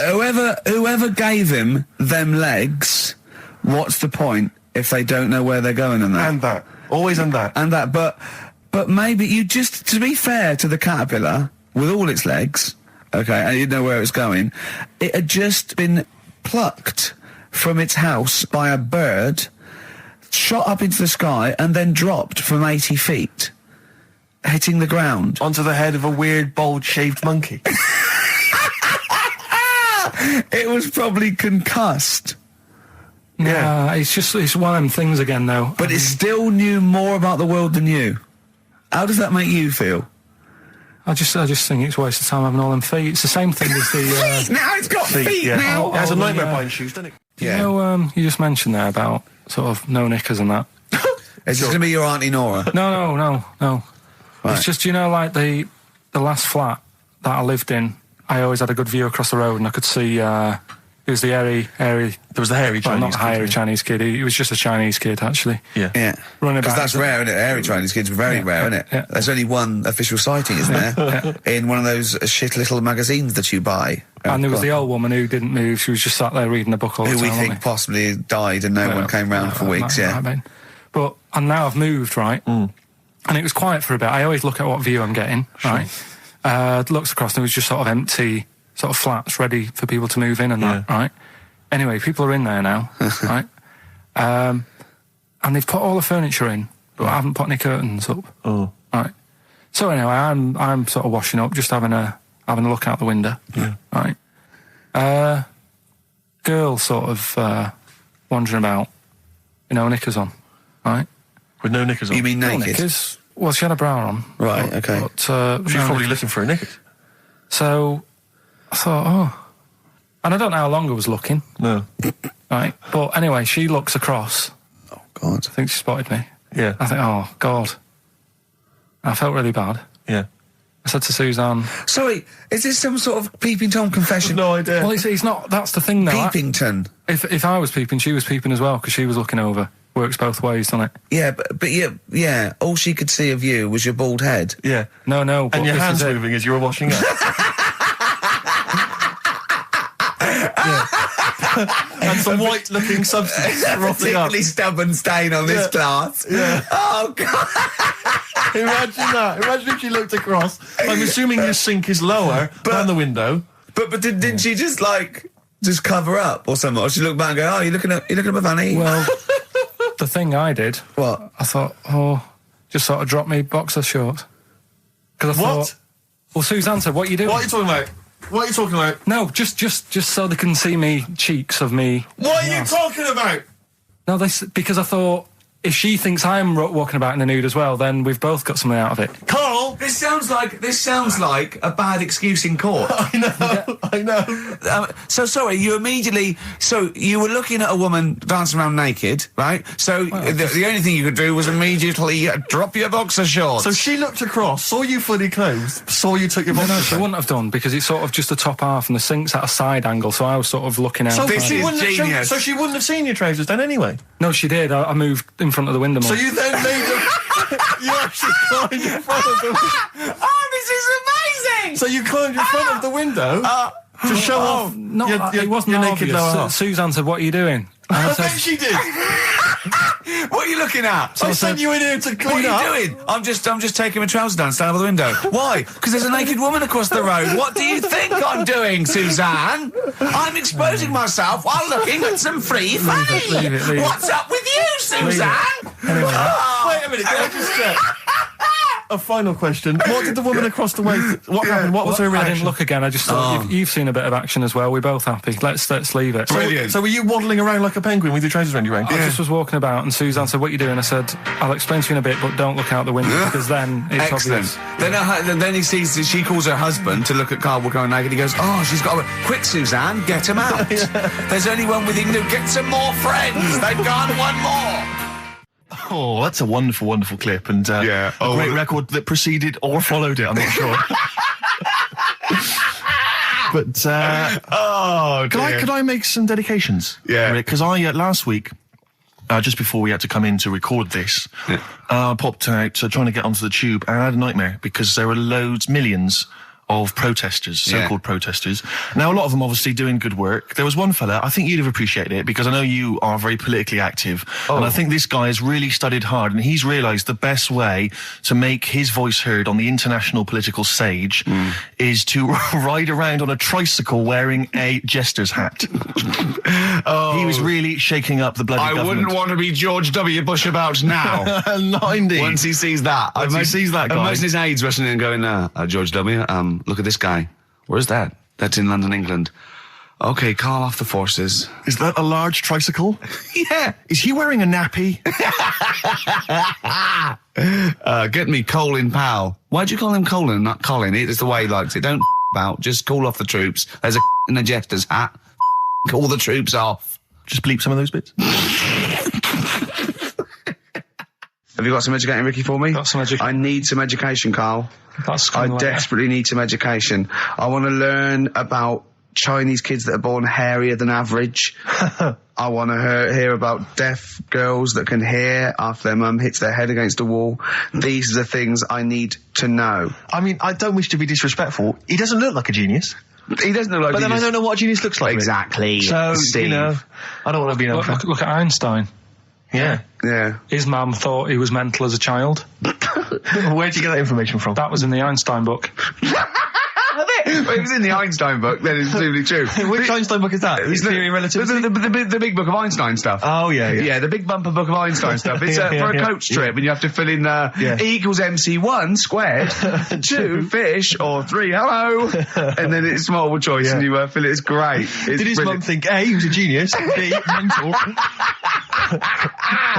Most people go for A, but it is in fact B. She thought he was mental at the age of 28. Oh, Carl, you never let me down. You never let me down. So have you got Educating Ricky for me? We've got Educating Ricky coming up. We've got Rockbusters. We've got Rockbusters. Great as seen and talked about in Heat. In Heat magazine. It's got really tough this week now. We're not messing about anymore. Right. Got some good prizes. Absolutely, yeah, we'll talk about those later. Because, I mean, was it last week that you had the classic? Was it, I can't remember, I'm paraphrasing, Carl, apologies. Something like, I'm here in Texas, I've fallen in a puddle, and my knee has got wet. Yeah. Whitney Houston. Whitney Houston. Yeah. And also, it was last week when there was a little bit of confusion over the one for Holly Valance. Right? Of course. I don't think it was confusion. I think it was your error. Yeah. No, it wasn't. And it was Holy Valance, and you meant Pelmet. Then Becky, who called up that time and said, if you're getting mistaken with Pelmet, right, she sent me an email in a week saying, I've done a bit of research. Yeah. It was my fault. I've made an error. Yeah. It is a Valance.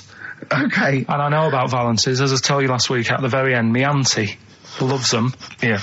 Right? She makes them. She started off just like putting them on top of the sort of window around the curtain. And then she thought, I can do more with this. Yeah. And she had a little coffee table that had magazines underneath. And she said, I'm sick of seeing them magazines when I'm sat down. She sounds like a Pilkington. So... I'm sick of seeing them magazines when I sit down. So she put a Valance around the table. Yeah. She just got Valances around everything now. Yeah. Then, next step, she tapes everything. She never actually watches telly. She tapes it all because she gets sick of listening to the adverts and that. Yeah. So she tapes everything. So she's got loads of videotapes and that. And the video used to get on her nerves. When she was watching a film, she'd see the clock changing. Oh. And it distracted her from the film, so she put a valance around that. Yeah. That's genius. Yeah. So, that is or is it mental?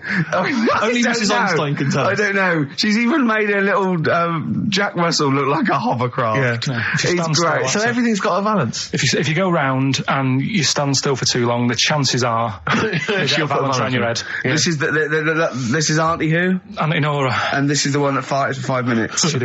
Lest our listeners forget. Lest we farted for 5 minutes, called his mum, saying I'm farting, 2 minutes into the fart. She's at about 2.5 minutes in. Yeah. Just like, for example, that's why your balls are on the outside. Because the cells have to be a certain temperature to survive. I don't know if it's the sperm or Sertoli cells, but they have to be a couple of degrees below body temperature. Otherwise, they'd be in a nice cage and we wouldn't get kicked in the nads. What do you mean? That's why your testicles are on the outside of your body. They have to be a couple of degrees below body temperature. Yeah, but that isn't why they're there. You see, this is like the chat we had last week about the giraffe having a long neck. What do you mean? They're there because that's where they happen to be. They didn't go right. But that's what evolution is. It's a selection process. It's not a will. The balls didn't say, look, I'm too hot, let's get us outside, let's get outside of here! All right, hang on a minute then. What? So a little man monkey, right? Theirs are in the same place as ours. Yeah. But they're walking around naked, so it could be anywhere. They could be, like, on the back. It doesn't matter where they are. They call it... Well, they could be on the back, yeah. So why aren't they? This is a completely different... Steve! You started it! I wash my hands of the whole affair. And we're not only back to balls, but we're back to monkey balls. Yes. In one thing from about parasites, we're back to monkey ball news. Yeah. How do we get back to chimp testicle news? All right then. So this worms in a fish. Yeah. It's like a little platyhelminth. I think it's some sort of. But what I mean is, why are they about? What do you mean?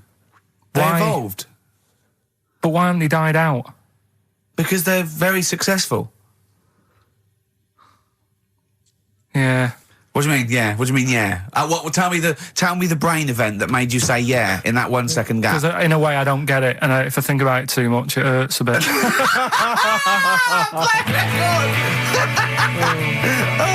They've just been around for years, Carl. Yeah. Like Cliff Richard or something like that. Yeah.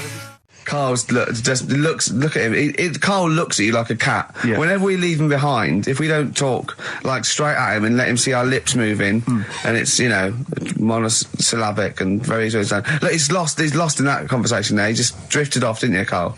No, I just was also thinking on animals and that. Something else I was going to use. Go on. Was this isn't a radio show, is it? I just suddenly caught myself. This is nothing. I told you that before. It's been bad today. No, but I mean, it's the way, this casual way that it's like we almost have no regard for our listener, and I'm not proud of that. I just don't know what to do about it. Do you know what I mean? I don't know how to do this properly. I mean, we're just chatting here. I mean, it's only Anderson who's seen through us, and that surprises me that more people haven't. I mean, what are the figures like? Do people listen to this show? I'll find out for you. You keep saying that. But, there's this parrot, and, apparently it lives Rick, it's unique, if nothing else. I mean, when you wake up with Woken Tomorrow, you're not even going to hear him start a line with there was this parrot. Go on, there was this parrot, yeah, go on. And it can talk and that. Someone's obviously... taught it out how to speak and that, and it flew away, and it's living in this church, right? And people are at the church doing hymns and that, and then trouble's brewing. In between the hymns. That parrot was owned by an old miner who used to swear a lot. Yeah. Well, then the vicar is going to be really annoyed. That vicar, that vicar's going to go on. I just hope it stays quiet, Rick, during the vicar's sermons. Yeah, go on. Have you read it? No, go on. Have you read it? No, because that's what happens, right? Go on, tell us, Carl. During the hymns, it's sort of effing and jeffing and stuff. Effing and jeffing? Yeah. And everyone's like going, it's quite funny, really, it doesn't know what it's doing. Everyone's having a laugh. Yeah. But it's causing a havoc at funerals. When did this happen? Not years ago. John was a much-loved man. He was a wanker! Yeah. So anyway, that was another story. What can you say about Uncle John? Bollocks. Oh, Carl, I love the fact that when you look at things, you go, that's interesting. A parrot swears at funerals. That'd be a nightmare. And it stays with you. You see, for a simple man, you retain an awful lot of knowledge. It's just all rubbish. Do you know what I mean? If you just replaced all this rubbish with good stuff, you'd be an intellectual. Yeah. Really. Because, I mean, your retention is fantastic. Yeah. So did I lose you again there, did I? So was it the word retention? We've still got Wash Up With You. Yeah. Should we play a record and do Wash Up With You? Yeah, we'll play a bit of Aqualung then. Aqualung! Depeche Mode there, and I Feel Loved. Who'd have thought Depeche Mode would have been that huge? I think I've seen little lads from Basildon with little plinky plonky sound. I thought that'd be it. They'd be like Visage or something. That'd be it. And now they're stadium rock fillers. They're huge. They conquered America. He went through some hard times. He came out the other way, and well done. But see, I think what you just said there is a very good example of why they are and why certain other bands aren't. Because if you think about it, for me, you see, whenever I think of a band name, if I see a new band's come along or whatever, I always use a very simple test, which is, can you imagine that you're the announcer at a huge event? Maybe it's like broadcasting around the world like Live Aid or Nelson something. Mandela or concert. It's a Nelson Mandela Freedom concert. Yeah. And you can imagine someone... He's there. Nelson's there. Yeah, with the Spice Girls. Oh, they're all there. But you can imagine someone saying, ladies and gentlemen, please welcome to the stage, Depeche Mode. Yeah. Rolling Stones. The Who. Exactly. But you can imagine someone saying, ladies and gentlemen, please welcome to the stage, Visage. Ladies and gentlemen, will you please welcome our headline act? Welcome Idlewild! Exactly. Ladies and gentlemen, please welcome to the stage, Ned's Atomic Dustbin. It doesn't... Do you know what I mean? You just know. The Levelers! Some bands aren't going to make it. Ladies and gentlemen, please welcome to the stage, Mega City 4. You know what I mean? It's just a simple test. We'd like you to do that at home. If you're thinking of starting a band, or you've just named your band, you're just beginning, just phone in, tell us, or email in, tell us what your band name is, and we will use that simple test. And we will do the test. Ladies and gentlemen, will you please welcome to the stage... the Franken Walters! Jimmy Eat World. Ladies and gentlemen, please welcome to the stage, Cooper Temple Claws. I don't think it's going to happen for those lads. Here's a good one. It's a simple test anyway, but... 100 reasons, please welcome to the stage, 100 reasons. 100 reasons I think would work quite well. We're just going to give the email address, ricky.gervais@xfm.co.uk. You've got a real problem with Rick Waller, haven't you? He turns my stomach. I know, but don't... Because he's arrogant as well, exactly. though. That's the problem. To explain to people that... No, he is a bit arrogant. It's his whole thing that it's the whole package, so to speak, that you don't But there's another thing in this quote, because it's not just the fact that he eats too much. He tried, apparently, to lose some weight, and he said, the first month I lost 11 pounds, the next I lost a stone, but in the third my body did somersaults and I put on 9 pounds. I had a slip up. I can't say when, why, or how, but it just sneaked up on me. Yeah. I don't believe it. Yeah. Don't believe it just sneaks up on me. That body's never done a somersault in its life. No. It just sneaks up on him. Yeah. It was the cakes again. Yeah. It was the same old cakes as before. It was exactly the same problem. Sleep eating. Yeah. It's called. It was the KFC bucket again. It was the family-sized KFC bucket for breakfast. Dear. Poor man. The other thing is that I don't think that's a very good shock tactic for a doctor to tell a 20-something, well, to be honest, you've got 20 years to live. Yeah. That's not, and when I was 20, the thought of dying at 40 was fine. Yeah. I didn't want to live to 40. I just thought, what can you do when you're 40? Yeah. Just laying around doing nothing. Eating cheese. And then you got there, and you discovered... No, but someone said... The dream came true. Sophie here sent me something, and she says, I realise you're not Graham Norton, but I had to send you this. And she sent me the top of a little cream cheesy thing, and it's the brand name is Gervais. How odd that is. Have you been... They've named a cheese after you. I think it's a big French company, and this is from the Czech Republic. It's all over Europe, and so that would be a dream come true, wouldn't it? If they named a cheese after you. No, I think it's probably ancestors, and so I've cheeses in my blood. Sure, quite literally. It literally is. Yeah. Another heavy Friday night, was it? It comes out of pores like those Play-Doh things. Yeah. I can squeeze out different shapes. Jane, bring the Stilton in. It's Friday night. This isn't fried. Exactly. But yeah, so we can't really have a go at Rick Waller. I eat too much, but you're not big. I mean, one of the other contestants on the Fat Club, Celebrity Fat Club, is another one is Jono Coleman. Oh, we love Jono. Now Jono, I don't know, you know Jono. He's that guy who does. He used to be on TV, and I think he does a breakfast show on a rival station, doesn't he? He's happy, isn't he? He's so true, and he's a really nice bloke, Jono. It's funny because he does a breakfast show on Heart, which is wrecking his own. There's a bit of irony. I I love Carl. Thanks, Carl. Do you know what I mean? Yeah, I love you. I can see where you're coming from. Yeah, that's good. But we've met Jono a couple of times. We saw him at a couple of, not wishing to say not to show off, but a couple of awards dues. Yeah. And that's showing off. But like people would have seen dead there. Well, yeah, but we went to one where everyone was in like tuxedos or suits and ties. Not Jono. Jono was wearing a pair of Bermuda shorts. Big Bermuda and a shorts, Hawaiian knee-length Bermuda shorts with just these little... But I saw him again another time when he had shorts on at a similar event, and I've seen him since in the street, and he's all... I'm wondering if he can wear trousers. I don't think he can actually wear trousers. I don't know if there's a medical reason for that, whether he's just... his legs are too fat. I think the material is a waste of money. I think it's just that you can get shorts that big and they're comfortable, and, you know, I mean, to be quite honest, I don't want to squeeze into a tuxedo anyway. So, if you can go... I'd love to turn up those things in Bermuda shorts. Well, of course. Flip-flops. But do you think he started off by wearing, maybe he just had the upper half was a tuxedo with the tie and then the shorts for and the shorts underneath, and he would just have to come in, kind of sneak behind, you know, a sideboard. Potted plant. Or a potted plant, or bring his kids ahead of him. Yeah. You know, you are wearing trousers, aren't you? Yeah, of course I am. Yeah. In you go. Kids move a bit. Well, no. Exactly. Of course I'm wearing trousers. Why would I? Wearing trousers. And they just thought, oh, this isn't fooling anyone. So now I'm going to make a wacky effort to sort of, you know... The next stone is, I've heard he's going in a grass skirt and a garland around his, and he's going to come in limboing. But you did ask if you could go to the BAFTAs in a dressing gown, didn't you? Just for ease. Yeah. This is the Best Of Show on XFM 104.9. I'm Ricky Gervais, with me Stephen Merchant. Yes. I hope you're enjoying the Best Of. What do you mean your fortunes are on the up? Anyway, DJing. Well, I'll tell you, I was hired. Well, I say hired. I did it as a favour to a friend. His wedding the other week. And I got there, I was thinking, because everyone had their little role to play, and then people were doing a good job. I love you taking it seriously. And I spent ages putting together some CDs, special selection CDs. I love that! Because what I did was I burned them on iTunes. Did you turn up with your own headphones round your neck? Own headphones, wearing a suit, but headphones. Metal case. Didn't need it, just had them all in one small box. Brilliant. Boom. I thought this is good stuff. I got some classics here. Give me an example. Give me an example of that, like the first hour, the warm-up hour. Rick, I'm coming straight in with Frankie Valli, Oh What a Night. Brilliant track. I mean, when those beats start at the beginning, who's not getting on the dance floor? Wait a minute, what's this following up? Go on. It's the Jacksons. What, I Want You Back? I Want You Back. Brilliant. It sounds good at the moment, Carl. Yeah.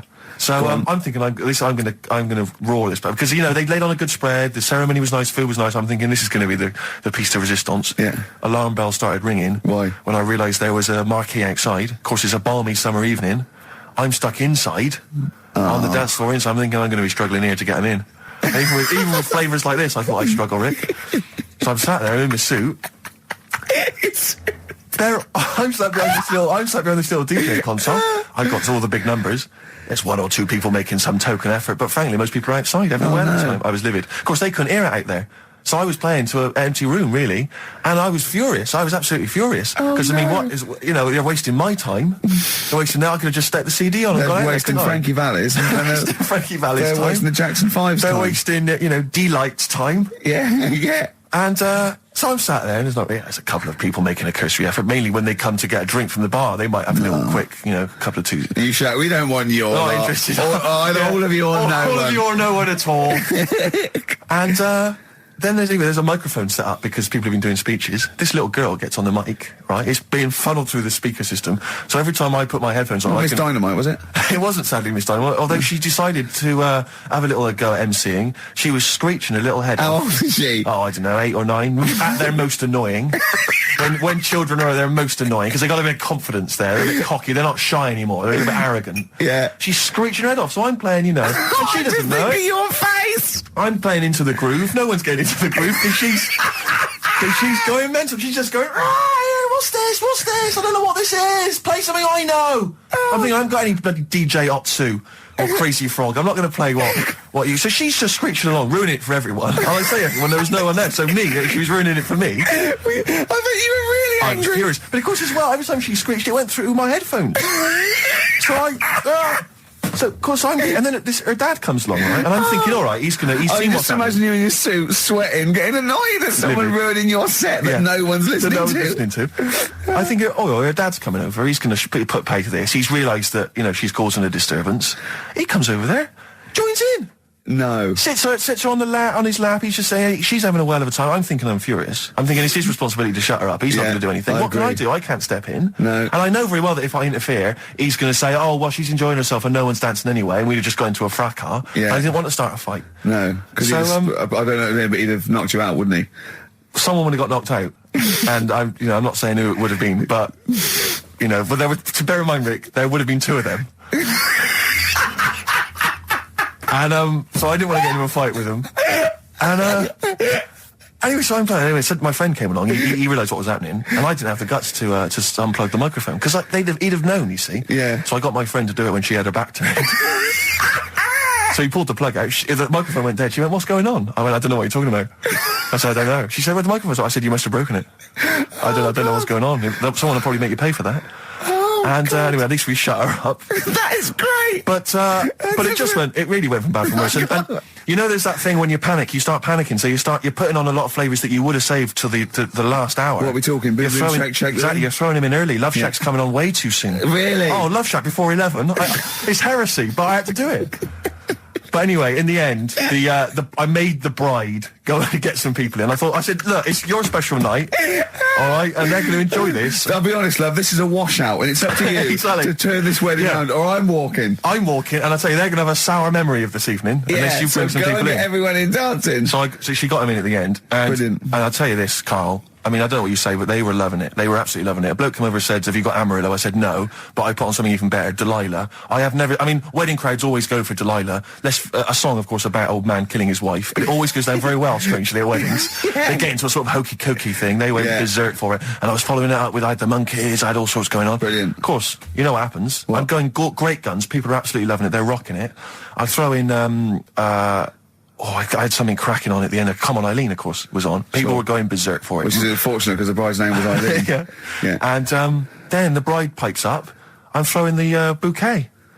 So they all traipse off outside again. Oh. I was furious. Oh, no. I plugged the microphone back in. I said, "What are you doing?" We got, but they went out. Then, of course, you can't get them back once they've done that because all the women are running around. I got the thing, and then they got to wave everyone off, throw the confetti. They ruined your day. I was having a great time and they ruined it. She ruined your special day. She ruined my special night. Oh, no. It's on her head. What would you put on about now, Carl? What if I was DJing? Yeah. Probably a bit of world party. Go on. Interesting. Into films and that. It's just that I only... I've just got the 5 channels and flicking about, and I'm not impressed. I mean, I can understand why more people listen to radio and stuff. Yeah. Well, not this one, but go on. Well, when was it? When was the last time I sort of sat down and had time? Because I'm always busy doing stuff and that. Sure. Moaning takes up about 3 hours a day. When did Wimbledon finish? A couple of weeks ago. Right. Found myself sat there, right? I'm not having a go. I know we've stopped Cheeky Freak of the Week and all that, right? So I'm not going to be having a go. Christ, I sat there. I'm scared. No, I'm not having a go. You've always got to remember that. Go on, just get on with it. Get on with it. I'll apologise after. I'm just saying, watching Wimbledon, it wasn't, one of the major games. It was little fellas in a wheelchair having a game. Little fellas in a wheelchair. Right. But for me, I mean, great. They're doing a sport and everything. But don't put it on the telly. What was up with it? There wasn't like a rally going on. No, do you know what I mean? Do you know normally Christ. Like with the well, not to Enman, but with some of the other with some of the other players and that, they're playing for ages, aren't they? It's like, who's going to win this and that? Yeah. None of that. It was just like, hit it, net. Oh, Christ! Oh, God! I don't know what to do! And people were like sat there watching it as well when they've got other games going on in there. That's what I couldn't understand. If you've paid your money to get in, I mean, like I say, good on them. If they, do you know what I mean? But it would have been.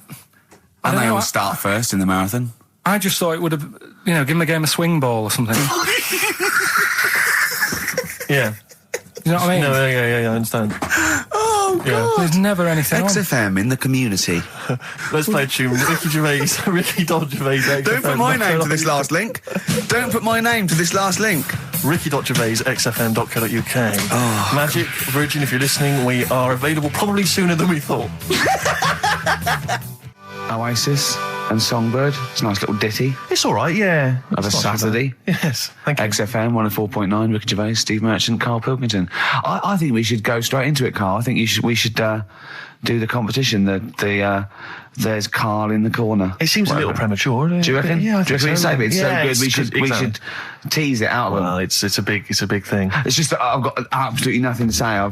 Sure. I haven't really... Well, I mean, often I know you all have spoken to Karl in the week. This week, for some reason, I've been speaking to him. Oh, right. I spoke briefly to him about Michael Jackson and the documentary. Yeah. Now, of course, I thought that was extraordinary. Amazing. And I asked Karl's piece opinion. Of work. Yeah. And he didn't mention to me the fact that Michael Jackson likes to climb up in trees. No. He didn't mention anything about his bizarre relationship with children. He didn't mention anything about his obsessive billionaire spending sprees. Right. He didn't mention anything about the mannequins he has in his thing, or the fact that he drives around his sort of 7 hotel suites in Las Vegas in a little kind of old people's scooter.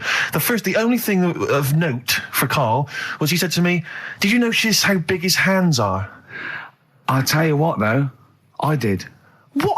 How are you looking at... The man's got, like, a face that he's had reconstructed. Well, I can't seem to say that. It's libelous. Yeah, no, he hasn't. He's got he's had two nose jobs. Yeah. And you're looking at his hands. But I think it's because you look at him and he looks a bit like... there's a bit of androgyny there, but it's sort of like it is quite a petite sort of old lady's face in a way, but then you see these labourers' hands come out. That's always the way with a tranny, isn't it? You know what I mean? Well, you can't accuse him of being a tranny. No, he's not. No, he's not. What are you saying? No, I know he's got enough issues. Now you're accusing him of being a tranny. I like him. I thought he came out that brilliant. I thought it was really... I really felt sorry for him. No, I think... He cleared up a few things as far as I'm concerned. I thought it was a fascinating piece of work.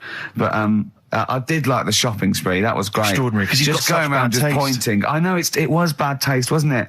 It was like one of those bazaar shops. Yeah. You know what I mean? There's anything, sort of a gift shop, but they're trying to make it look like Ming. But and it's sprayed gold. If he'd been living in a trailer park, he'd have been ordering, one of those porcelain dolls dressed like a Harley Davidson bike rider, or an Elvis commemorative plate. It was the kind of billionaire equivalent of that. But the hands were a giveaway. It's the same as those sort of transvestites. It's like you get. What's it about his hands? You know when you get like a cab driver or something, right? And he decides to turn transvestite about 60, and he goes on Kilroy.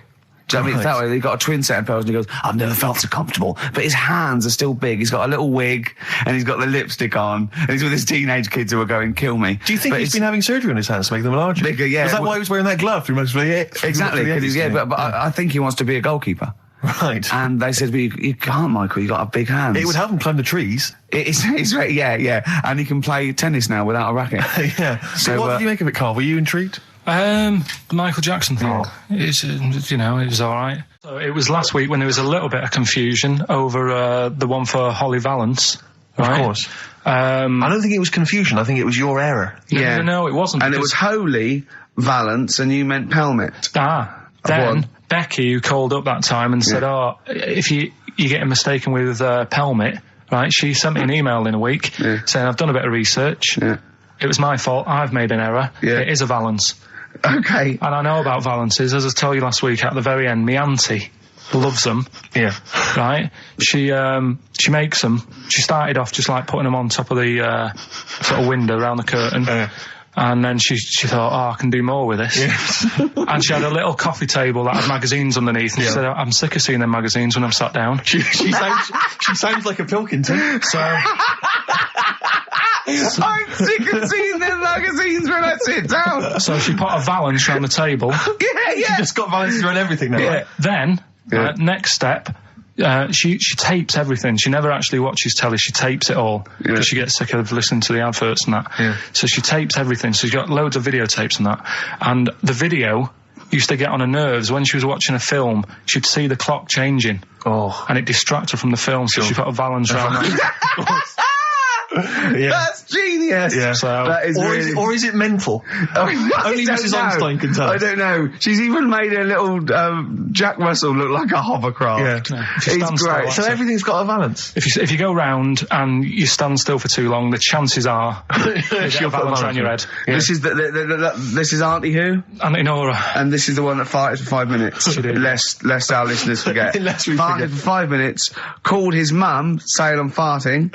2 minutes into the fart. She's at about 2.5 minutes in. Yeah. You said I'm about 2.5 minutes into the my mum said, how long's it been going on for? She said, well, it was about 2.5 minutes before I called you. Yeah. And then it went on for a further 2.5 minutes or something. And then it stopped. And, she couldn't time it because there was a balance over the clock. Yeah, she used to annoy her when she was on the phone and you put her off, see the time. She was guessing it was 5 minutes. This was one consistent fart. Yeah. I mean, it wasn't making a noise, it was just... Oh, it wasn't making a noise? Just gas. Right, endless gas. So, That's fantastic. Well, we started off with a new one, a little bit of Foo Fighters. We like new and old on this show, don't we? Indeed, we like to mix it up. I'd like to play to the Smiths from their debut album, I Don't Owe You Anything. I Don't Owe You Anything. The lads from Karl's hometown there. Indeed. The Smiths. Brilliant, that one. Wow, I went to Manchester, didn't I, the other day? Went up to Manchester for a little corporate. It was alright. Yeah. He went, wait till you get out, you see Piccadilly, it's better than Euston. Right. It was. It was nicer. I went outside and there was a ridiculous queue, and sort of one cab. Right. Yeah. So horse-drawn. Yeah. And so I walked, and it was okay. It was only down the road. It was a bit dark. It was wet and raining. Obviously, it's the north. I know, yeah. The hotel was very nice, but no minibar. I've never seen that before. I've travelled all over the world to see them in a hotel without a minibar. No, so I don't know what's going on then. I don't know what's going on there. And then I did this corporate gig in Old Trafford. Pitch was up, don't know what they were doing, but, very impressive. Big, impressive. I think they're the richest football club, aren't they? Carl? Yeah. You did a gig at where? Old Trafford. It was in a function room. Oh, well, I thought it was the stadium. No, I'm not that big yet. Yeah. No. But I mean, I can't really comment on Manchester. I do know that Liverpool was voted most important music city via poll. True enough. Carl, you're making noises while I'm talking. Yeah, but you do this all the time trying to wind me up. And I'm not saying Manchester's the best place in the world, but what I'm saying is, there's bits of it that I really miss. Yeah. Like last Sunday, right? When I'd met up with Ricky, we had spaghetti bolognese, which was alright. And then I said to him, I need some soil. Damn, I wish you'd invited me. It sounds amazing. So I need some soil. What do you think? You need some what? Soil? Soil, yeah. I need to repot a plant, right? Yeah. So, you need to repot a plant? Yeah. Fair enough. So, I'm like, where you can't see these shops in London. You can't. Do you know what I mean? There's nothing around. I took him straight to one in my street. Yeah, but near your street, and that's probably the only one in London. Well, you say that, Carl. No, it does annoy me. Round my way, it's like, you can't move for soil shops. You can't. There's earth. You can just pick up handfuls walking down the street. Yeah, incredible. People just lean over into someone's front garden. No, you can take the plants as well. No, but what I'm saying is, Manchester, there's loads of decent hardware shops. Yeah. Here, if you want a panini and a latte or whatever, you can't move for them. But for soil, I had to go virtually how many miles away from me to carry that soil home and stuff. Yeah. It's not good. I mean, London's alright, but if cities were sort of... It's neglecting the peat market, really, well, there's barely any mulch available in central London. I'm sick and tired of not getting a good, decent compost of a Sunday. Indeed. So, I'm thinking of moving to the north, where there is loads of soil and gravel. Indeed. And animal shite. Whatever. See, you're eating a biscuit. I can't believe it. Are you bored with this already? Do you know what? MTV called me last week. They called me again yesterday and said, when can they come down to do they're coming down next Saturday, by the way, to do a little screen test for you. They're going to sort of just film you with a little camcorder. You said this. They're going to film you. Are you alright? Do you want to, are you hungry? Do you want to go out and have a meal? I can't believe you're eating while I'm on air. No one can hear that. Do you know who I am? No one can hear that. Explain who I am. Well, that's Ricky Gervais, right? He's made his name on TV. Yeah. Okay, he's done any number of corporate gigs, and they pay silly money. So, I mean, this guy's earning, and really earning beyond his talent. All right? So I think I deserve a little bit more than a little mank eating a biscuit while I'm talking. Rick Gervais? Yeah. Have you won a BAFTA? Yeah, too. All right, so just a little bit of respect. Yeah. Yeah. Carl, well, what have you won? What have you won? I got a bronze certificate for doing a full week at school. That's great. It was only a bronze. What's that then? 3 out of 5 days. And I got me a little Crusaders badge, if you remember. What's the little Crusaders badge? The Crusaders badge for the religious club.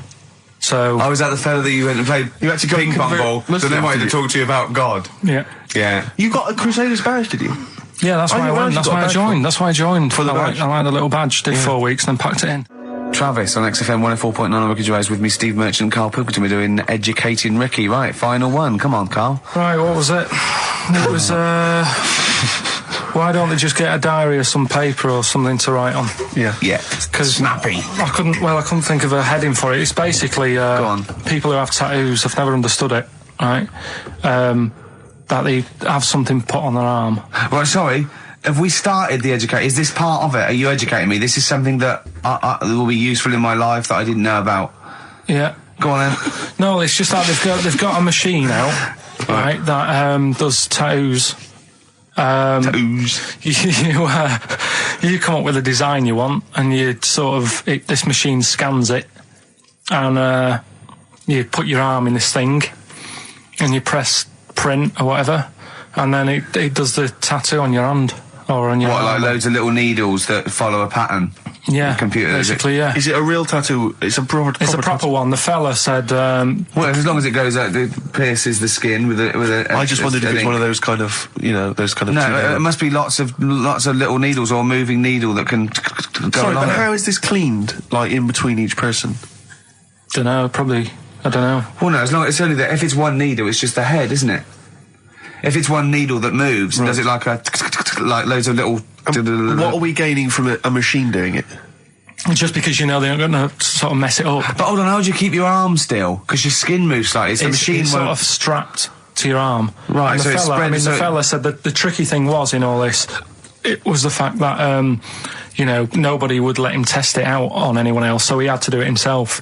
But did it work? Because the thing is with a tattoo artist, they can see when your skin's moved and they can see what they've done and they keep wiping it and looking, whereas a machine's just got to trust itself. Yeah. So I think one needle could go wrong. If it was a lot of needles, that it just came down, like, 1,000 needles that was an imprint. Yeah.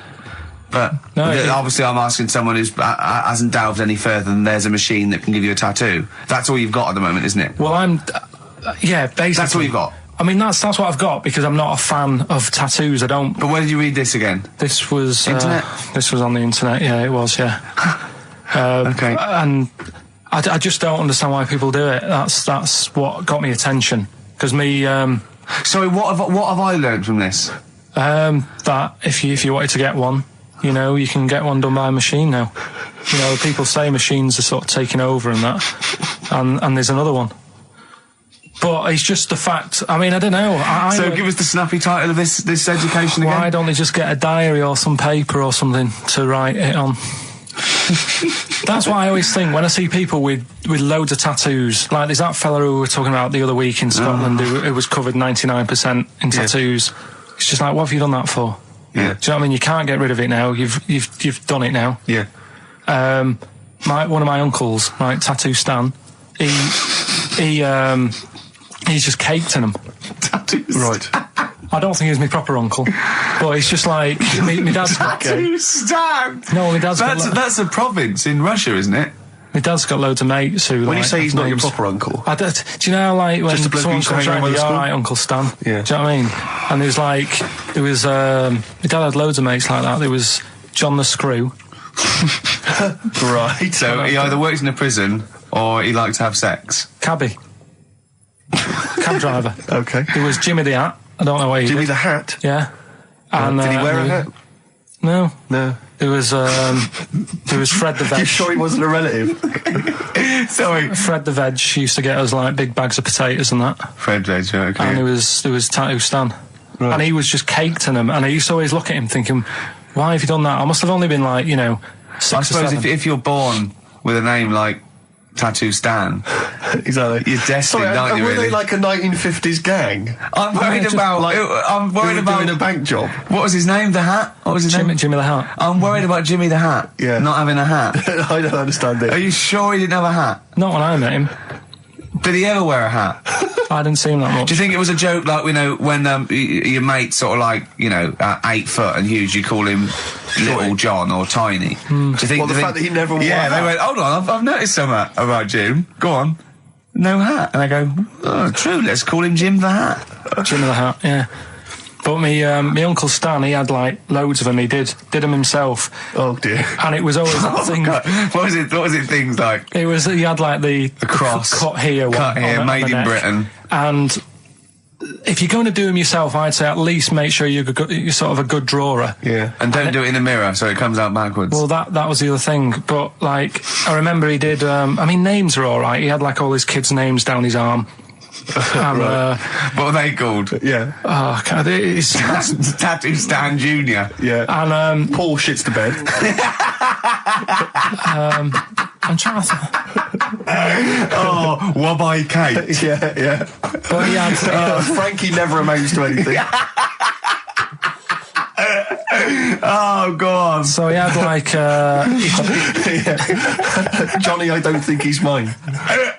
So he did all this... I don't even know why I'm telling you about tattoos. No, nor do I, Carl. Hey, to be honest... Don and Blitzen from the About a Boy soundtrack by Badly Drawn Boy. Christmas theme there. Christmas theme there. You spotted the Christmas theme? Yeah. Carl's not really in a festive mood, but... I can't imagine Christmas is your time of year, is it, Carl? Well, I'm not sure any time of the year is, really. I liked it when I was about... I think when I was about 7, I enjoyed it. Was that the one? Was that the year, the big year for you? You get loads of stuff, you don't have to worry about anyone else, but once you've, like, got a job... What did you get when you... When were you doing your paper round? How old were you then? I was about 13, 14. Well, that was then you were a man, weren't you? I had to buy stuff. Oh. But you're still not You're quite a selfish man, aren't you? I didn't realise this. No, it's just that Christmas... And that's coming from him, Carl. My dad always said... Oh, right, steady on. Dad said Christmas morning was for, like, you know, for me, so he used to stay in bed. So he never... That's brilliant. That's a great thing to say, isn't it? Yeah. Christmas morning's for you. Run wild. Do what you want. Just don't bother me. I'm going to Honolulu for 2 weeks. That's great. Dad, it's Christmas. Do I have to do anything? No. So my mum used to get up because she used to like to see my face light up, you know, when I opened the presents. And then, to keep the fireworks. And then I'd have to go to my bedroom from about 6 o'clock onwards, because, like, my mum and dad were into having big Christmas parties, and I wasn't, like, old enough to go. Right. So they'd say, right, you know, you've had your fun there, you go up to your bedroom, stay in there. Really? Yeah, I remember one year, right, I got a train set, that's what I wanted. Yeah. Right? It's brilliant. Playing with it all day. I thought, I don't mind about the party, I'm happy staying up here, playing with this. Brother comes in. He's had a few, right? He's going, yeah, give us a go on your train. How old is he? He's a bit older than me, so he might have been like, let's see. Well, let him be 18. Yeah, probably about 18, 19, and something like that. I had a train set, so, I don't know, about... 14. Something like that, yeah. Right? So I'm playing on that, loving it and stuff, and then he comes in and goes, oh, give us a go. He turns the transformer up to, like, 14. He went really fast for about 5 seconds, broke it, and then he went back downstairs. Wow. So Christmas, I hadn't even got to Sounds Christmas like Day. the Conservative government with British Rail. Satire, that is. Rick, I just thought that there's satire. If there's any satirical shows listening or magazines... It doesn't work in any way, because there's the analogy falls down apart from there being a train. Think it through, though. British Rail was trains. Yeah. And the government broke the trains in many... Well, they didn't break them, like, not officially breaking them, but they kind of... It does work. It's perfect. Oh, I'm very pleased with that. And I can't... And no one's asked him to be on Have I Got News For You. It's weird, isn't it? Because it's strange, that, when you've got a satirical mind that's as quick as that. Yeah. All and he's broke your little train set. So what did you do? I just, like, watched telly and had some sausages. I bet you were happy with that, though, weren't you? It's a bit annoying, though, isn't it, when your main present of the year has been broke. And did it ever get it fixed? No, that was it. Put away. I'm intrigued why your parents wouldn't let you come and join in the festive fun. Was it like really debauched down there? Was it like eggnog everywhere? Well, no, but I mean, that's fair enough. 6 is a little bit early, but I just think, you know, if you're your kid, you know, he had his fun, put him to bed at 8, maybe. And you think so on Christmas Day? I thought that was a day for family. Well, not if there's a party going on. Well, don't have the party on to Christmas Day. Well, that's another option. Yeah. Your parents are weird, aren't they? A strange breed. Well, I think that was the year, right? You're talking about buying presents and stuff. I think I did treat my mum to that. I didn't buy my dad anything. I think that was like when I got a bit older, I used to get my dad something because he wasn't that bothered anyway. No. So, got me mum, there was a cheap shop, right? Of course. Thank God for that. Called Snips, right? So I went in there and I thought, let's see what I can get her. And remember Victoria Plum? I don't think so. Well, it's like a fairy character. Right. Right? And my mum's into gnomes and stuff, right? So I thought, right... She must be pleased with you, then. Victoria Plum. I was thinking, is that one of the neighbours? Is it like a brandy liqueur? Do you remember Victoria Plum? Victoria Plum? Victoria Plum, yeah, it's like a little fictional sort of character, right? Okay. So I saw it, I thought, yeah, she'll love that, right? So I did my paper round, saved up for 2 weeks, right? Oh. Got that sorted, went to Snips, bought the Victoria Plum, next day I'm in town with her, right? So I think, I know what I'll do. I said, come in here a minute, right? So we go in and we're looking around, and I tested her, right? I went, look at that there, that's alright, isn't it? And she goes, oh, it's bloody awful. Oh, Karl. Oh, Karl, oh, God. So then Christmas Day comes, I said, don't bother opening it. She said, no, why? Said, oh, no, why did you still give it to her? So, well, it's too late, I'd already bought it. Oh, Karl. So she opened it, and I was like, and she said, oh, that's nice. I said, why are you saying that? I said, the other day, you said it's bloody awful. She said, oh, no, I thought you were pointing at something else. Oh, no. So that's why I don't get anyone anything anymore. Oh, God. Play record. Oh, God. Oh. That's good, isn't it? Not bad. Gold Rush. Let you down. I'm actually quite affected by Karl's Victoria Plum scenario. Just the fact that, like, that eagerness, he wants to make sure it's a great present. He's saved up his paper round. He thinks it's like a gnome, but modern. I'm worried that you're using it as an excuse now, and that's why you're not buying anyone any gifts, because you've had your fingers burned once. I mean, you were 6, 7 years old. To be fair. No, you weren't. You were about 13, weren't you, if you're doing your paper round? Yeah, it must have been, 11 or 12 then. All right. Yeah, so I'd saved up. Oh, no, I'm not using it as a thing. It's just that... What did you get your mum this year? I've sent them some money so they can get a passport. So they can get a passport? Where are they? Are they trapped somewhere? Well, they're in a holding bay somewhere in Dover. Yeah, I got a friend who's a truck driver who's going to sneak them across. What do you mean? So they can buy a passport. What do they do? Sell it when they're a bit down in their luck? No, they haven't got that much money, right? They've never been abroad, and the mate said they might take them next year, and they said, oh, we haven't got a passport. So you haven't got to buy a passport, have you? Isn't that your God-given right as an Englishman? No, you've got to pay for them. They're 30 quid each, so you better do, otherwise they're conning me. Right. So you sent them 60 quid? You don't get born with a passport, of course you sent them 60 quid in an envelope, have you? Well, check. Right. I love that. He'll be watching telly and France will come on and he'll go, oh, what do you think of that? She goes, it looks bloody awful. Yeah, don't open it. No. Don't open it. Yeah. Don't open it. So you've not paid for a holiday for them? No, I've just sorted out it's the better prize, isn't it? Because they can't go anywhere without it. Well, the passport keeps on giving. Yeah. So 10 years. That is, yeah.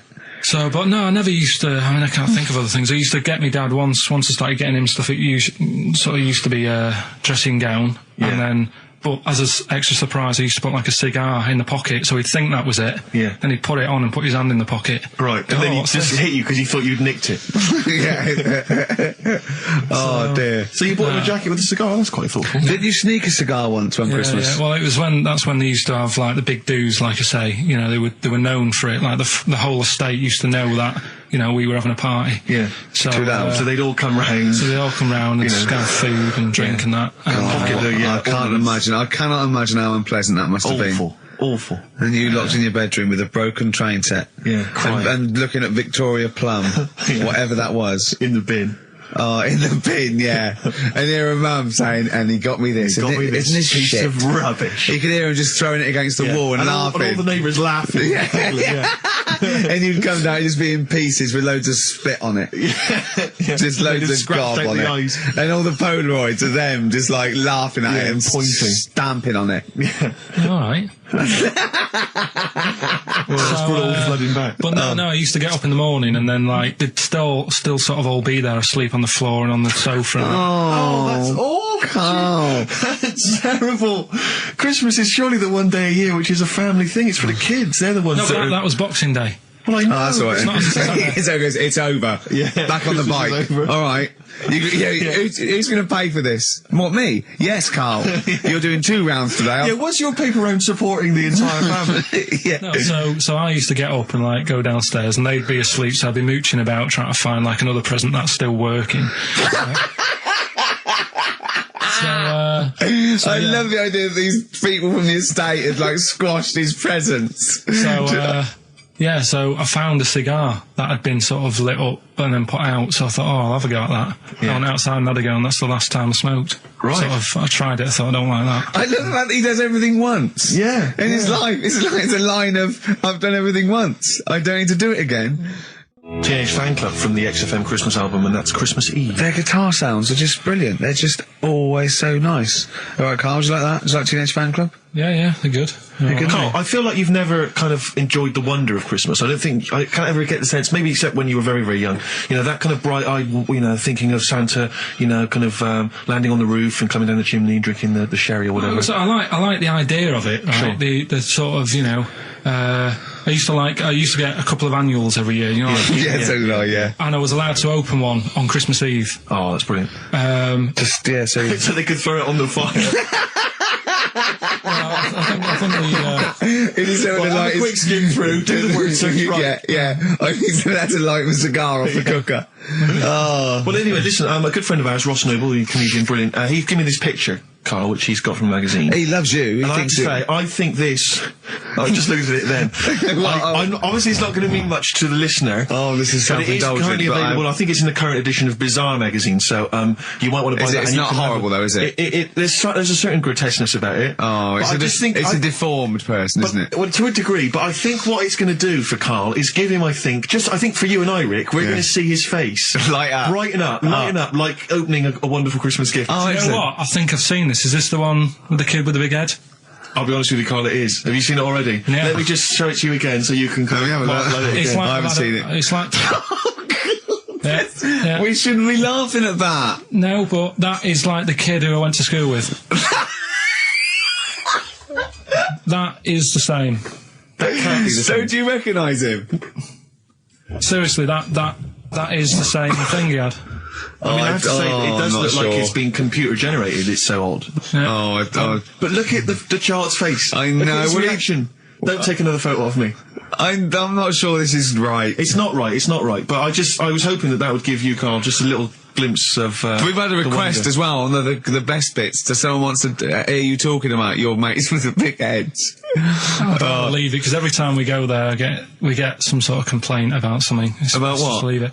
Well, that for some reason that always goes from the story with my dad going to Blackpool for taking those kids there. And what kids? And, leave it. No, what? I don't know. There's people who don't know what you're talking about. I'll tell you when we put a song on. No, well, I know what it is, but you can't just say that. Is it when? Is it when your dad put a kid in the wheelie bin because he was getting it home? Yeah. So we're going to can't go through it again. It's too controversial. We're going to. What's the name? No, well, the thing is, right, you were just saying about what are you about Christmas. That's the funny thing, right? Because in our house there's no one who's religious, right? No. My dad got annoyed when I went to church that day. He was like, what are you doing that for? Of course. I went to see a gig in Liverpool.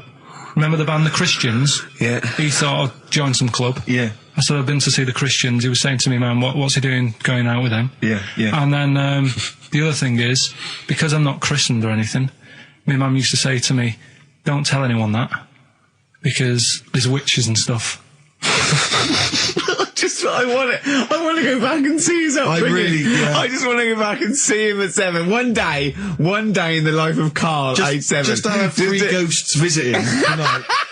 And take him back through time. But we could go with him. We can be some of the ghosts. Yeah, the ghosts of Christmas past. Oh, remember this? That's incredible. Because just say so she wasn't Christian, but she thought maybe someone could take your soul because you weren't christened. There's like, there's cults and that, isn't there? And if they find out you're not christened, then... Right. So I don't think they care. I don't think a lot of cults care. Well, but what can they do if you're not Christian? I don't know. I just said all right, because then through that time there must have been a time when. But hold on, now they know. Yeah, but I'm older now, so I'm all right. She used to worry about me playing out on the street. Oh, she was worried about when you were naive and stupid and easily led. Well, yeah. No. Good point. No, you're right now. Yeah. So yeah, good. Yeah. I just have to show you something, Rick, before we move on. I know we've got another Educating Ricky, but someone just sent this in. Yeah. They've been looking on eBay for Victoria Plum. You're joking? Come here and see the photograph. Oh, God, that's fantastic. Oh, well. Yeah. Let's have a look. That's it. Oh, God, he got that for his mum. It's the worst piece of tat I've ever seen. Carl! Carl. Imagine how... Oh, gutted. Carl. Imagine how... Look, think of him now, right? There it is. Thing I've ever seen. I'll tell you what, it looks like a Diddy man gone wrong. It looks like a Diddy man prostitute. That is... is that the one, Carl? Well, it was a different colour. It had a yellow at mine. No, but look, how do they get... Tell them they go into eBay. So you need to log on to ebay.co.uk. I'm sure you've used it before. It's the online marketplace, ebay.co.uk. And if you type in Victoria Plum, I'm assuming that you can track this down. That's amazing. It's the worst piece of rubbish I've ever just think seen. how cute he was as a kid, though, doing that. Just think of him, just going... just seeing that and thinking, she likes gnomes! It's the worst thing I've ever seen! I mean, to be fair, I don't know what her prize collection of gnomes looks like, but I can't imagine they're much better than that. I mean, gnomes are a fairly grotesque thing. But certainly your mum's taste and discretion is... Did you have those houses on your estate? You'd go in there and it was just loads of those dolls still in their packaging all around the room. And sort of like one of those homes that keeps the sort of packaging on the three-piece suite. Why don't you buy another one for her for Christmas? Yeah. It's $3.99. It looks, but that's £2.49 because that was $399. Well. Oh, buy it, Carl. No, 'cause I've sorted out her passport this year anyway. I'll get her that next year. I've had an email from Andrew Forrest, who has just simply entitled it Karl Pilkington. Oh, Karl Pilkington. What do you think of that? That's got to be your new name from now on. Oh. I had a mate who used to use it. What, he used to call you that? Yeah. Was that your nickname at school, Pilkington? No, it's not my nickname. It is now. No, it's not. It is now. Pilkington. Pilkington. Oi, Pilkington. Oi, Pilkington. Pilkington, do my homework. Where do you live? Where do you come from? Pilkington? No, there's this lad who, called Mark, right, who used to go to school with, who used to call me that. And, his mum, right, was like obsessed with cleaning. And I was never allowed in their flat. He makes the place look untidy. So she used to, I don't know if it was just me or all his mates, but I used to turn up and she goes, yeah, he is in, but you know what you've got to do? And I used to have to go round the side of his flat, and he had a computer, right, which he used to play. I didn't have one at that point, but he had one. And I used to have to go round the side of the flat and stand at his bedroom window with his window open, and I'd be sort of leaning in playing the game. You are joking. I'm not. His mum... You had the weirdest upbringing I've ever heard. The things you were willing to do. It's the strangest. What is this town like? No, I stopped going. Was there always music? Right? There's the horse in the house there. Oh, look at these two kids with big heads and webbed feet. All right, Ronnie. All right, Reggie. What was it like? She was obsessed. It is like you've grown up in a cartoon made for children. Yeah. No, his mum was really obsessed with cleaning. Can I play it through his window? I used to... Put Mrs. Ramsbottom, can I play it through Mark's window? Aye, you know what you have to do. She used to be up till about 3 in the morning. Pilkington again? Have you washed your hands? Well, up till 3 in the morning, washing. She used to be up doing the tiles in the kitchen. Washing until 3 in the morning? It was at 3 in the morning. And for ages and ages, that's saying that out on the tiles, I used to think that came from, like, his mum. Because she was out, like, cleaning them late. So, till I was about 13, I thought that saying, out late, on the tiles... Yeah. Was... And now you're not confused by anything. Well... There's no misunderstandings in your life now, is there? So he was allowed to walk in and out of the house, was he? No, he was alright, and he used to come round to ours a lot, and my mum used to get these pies from Hagenbach's, right? So... I don't know what that is. It's at that bakery where they used to chuck the cakes out the back, I'll tell you about. Yeah. And you ate six? He loved it, but I could never go round to theirs, or if I did, it was like, well, yeah, he is in, and I'd go, alright, and then I'd walk round the side of the flat. Stand outside. Why did you ever knock at the door? Why don't you just go around and knock on the window? Just to check he's in, because he wasn't always in his room. If he was in the lounge, he'd have to go to his bedroom, and then... You say meet you. This is the strangest... And you'd play a computer game through the window. You say it was a flat. It wasn't like a 5th story one, and you had to get in one of those kind of cleaning contraptions and, like, winch your way up. I love the idea of that. So. Oh, Pilkington. Clocks from The Coldplay on XFM 104.9. I'm Ricky Gervais, with me Steve Merchant, and back, Karl Pilkington. Hey. He's raring to go. It's nice when you have a bit of time off, isn't it? Yeah, how long have you had off now? About 3 weeks. About 3 weeks, yeah. We can't do that because we're sort of self-employed and we'd be letting people down, but it's different when you get paid anyway whether you turn up or not. But good to have you back. I'm never off ill. That's the first time I've ever been off ill. Well, no, I mean, just you're off 2 weeks and then you're off No, I just wish I was the kind of person who could let down an audience of regular listeners. Yeah, but like I say... Well, no, we spoke to you weren't that bad. A cold, you don't go home for a cold. We were discussing this last night in the pub, and, you know, you don't go home for a cold.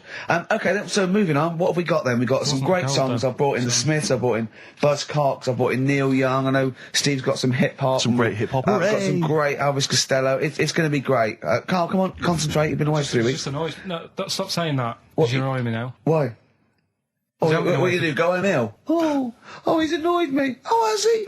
Yeah, I got wet jeans and I'm a little bit annoyed. Can I have some time off but still get paid? Yes, of course you can, Steve, Carl. right, he called me up, winding me up about this. And, right, I'm 30, right? I'm 30 now. I can only remember being off 2 times. Oh, his memory's going as well. You had some time off. And both of them were when I was at school. What's school? One when it was windy. Why did you have time off? Because it was windy. But to be honest, Carl, that lasted for 7 years. Your time off at school. Why did you have time off? Because it was windy. Were you windy, or was it windy outside? No, it was like when... Your auntie wasn't out the window, was she? When the winds were bad in the 70s, and my mum said, oh... What? I remember space operas and flares. I don't remember the winds being bad in the 70s. Well, my mum just said,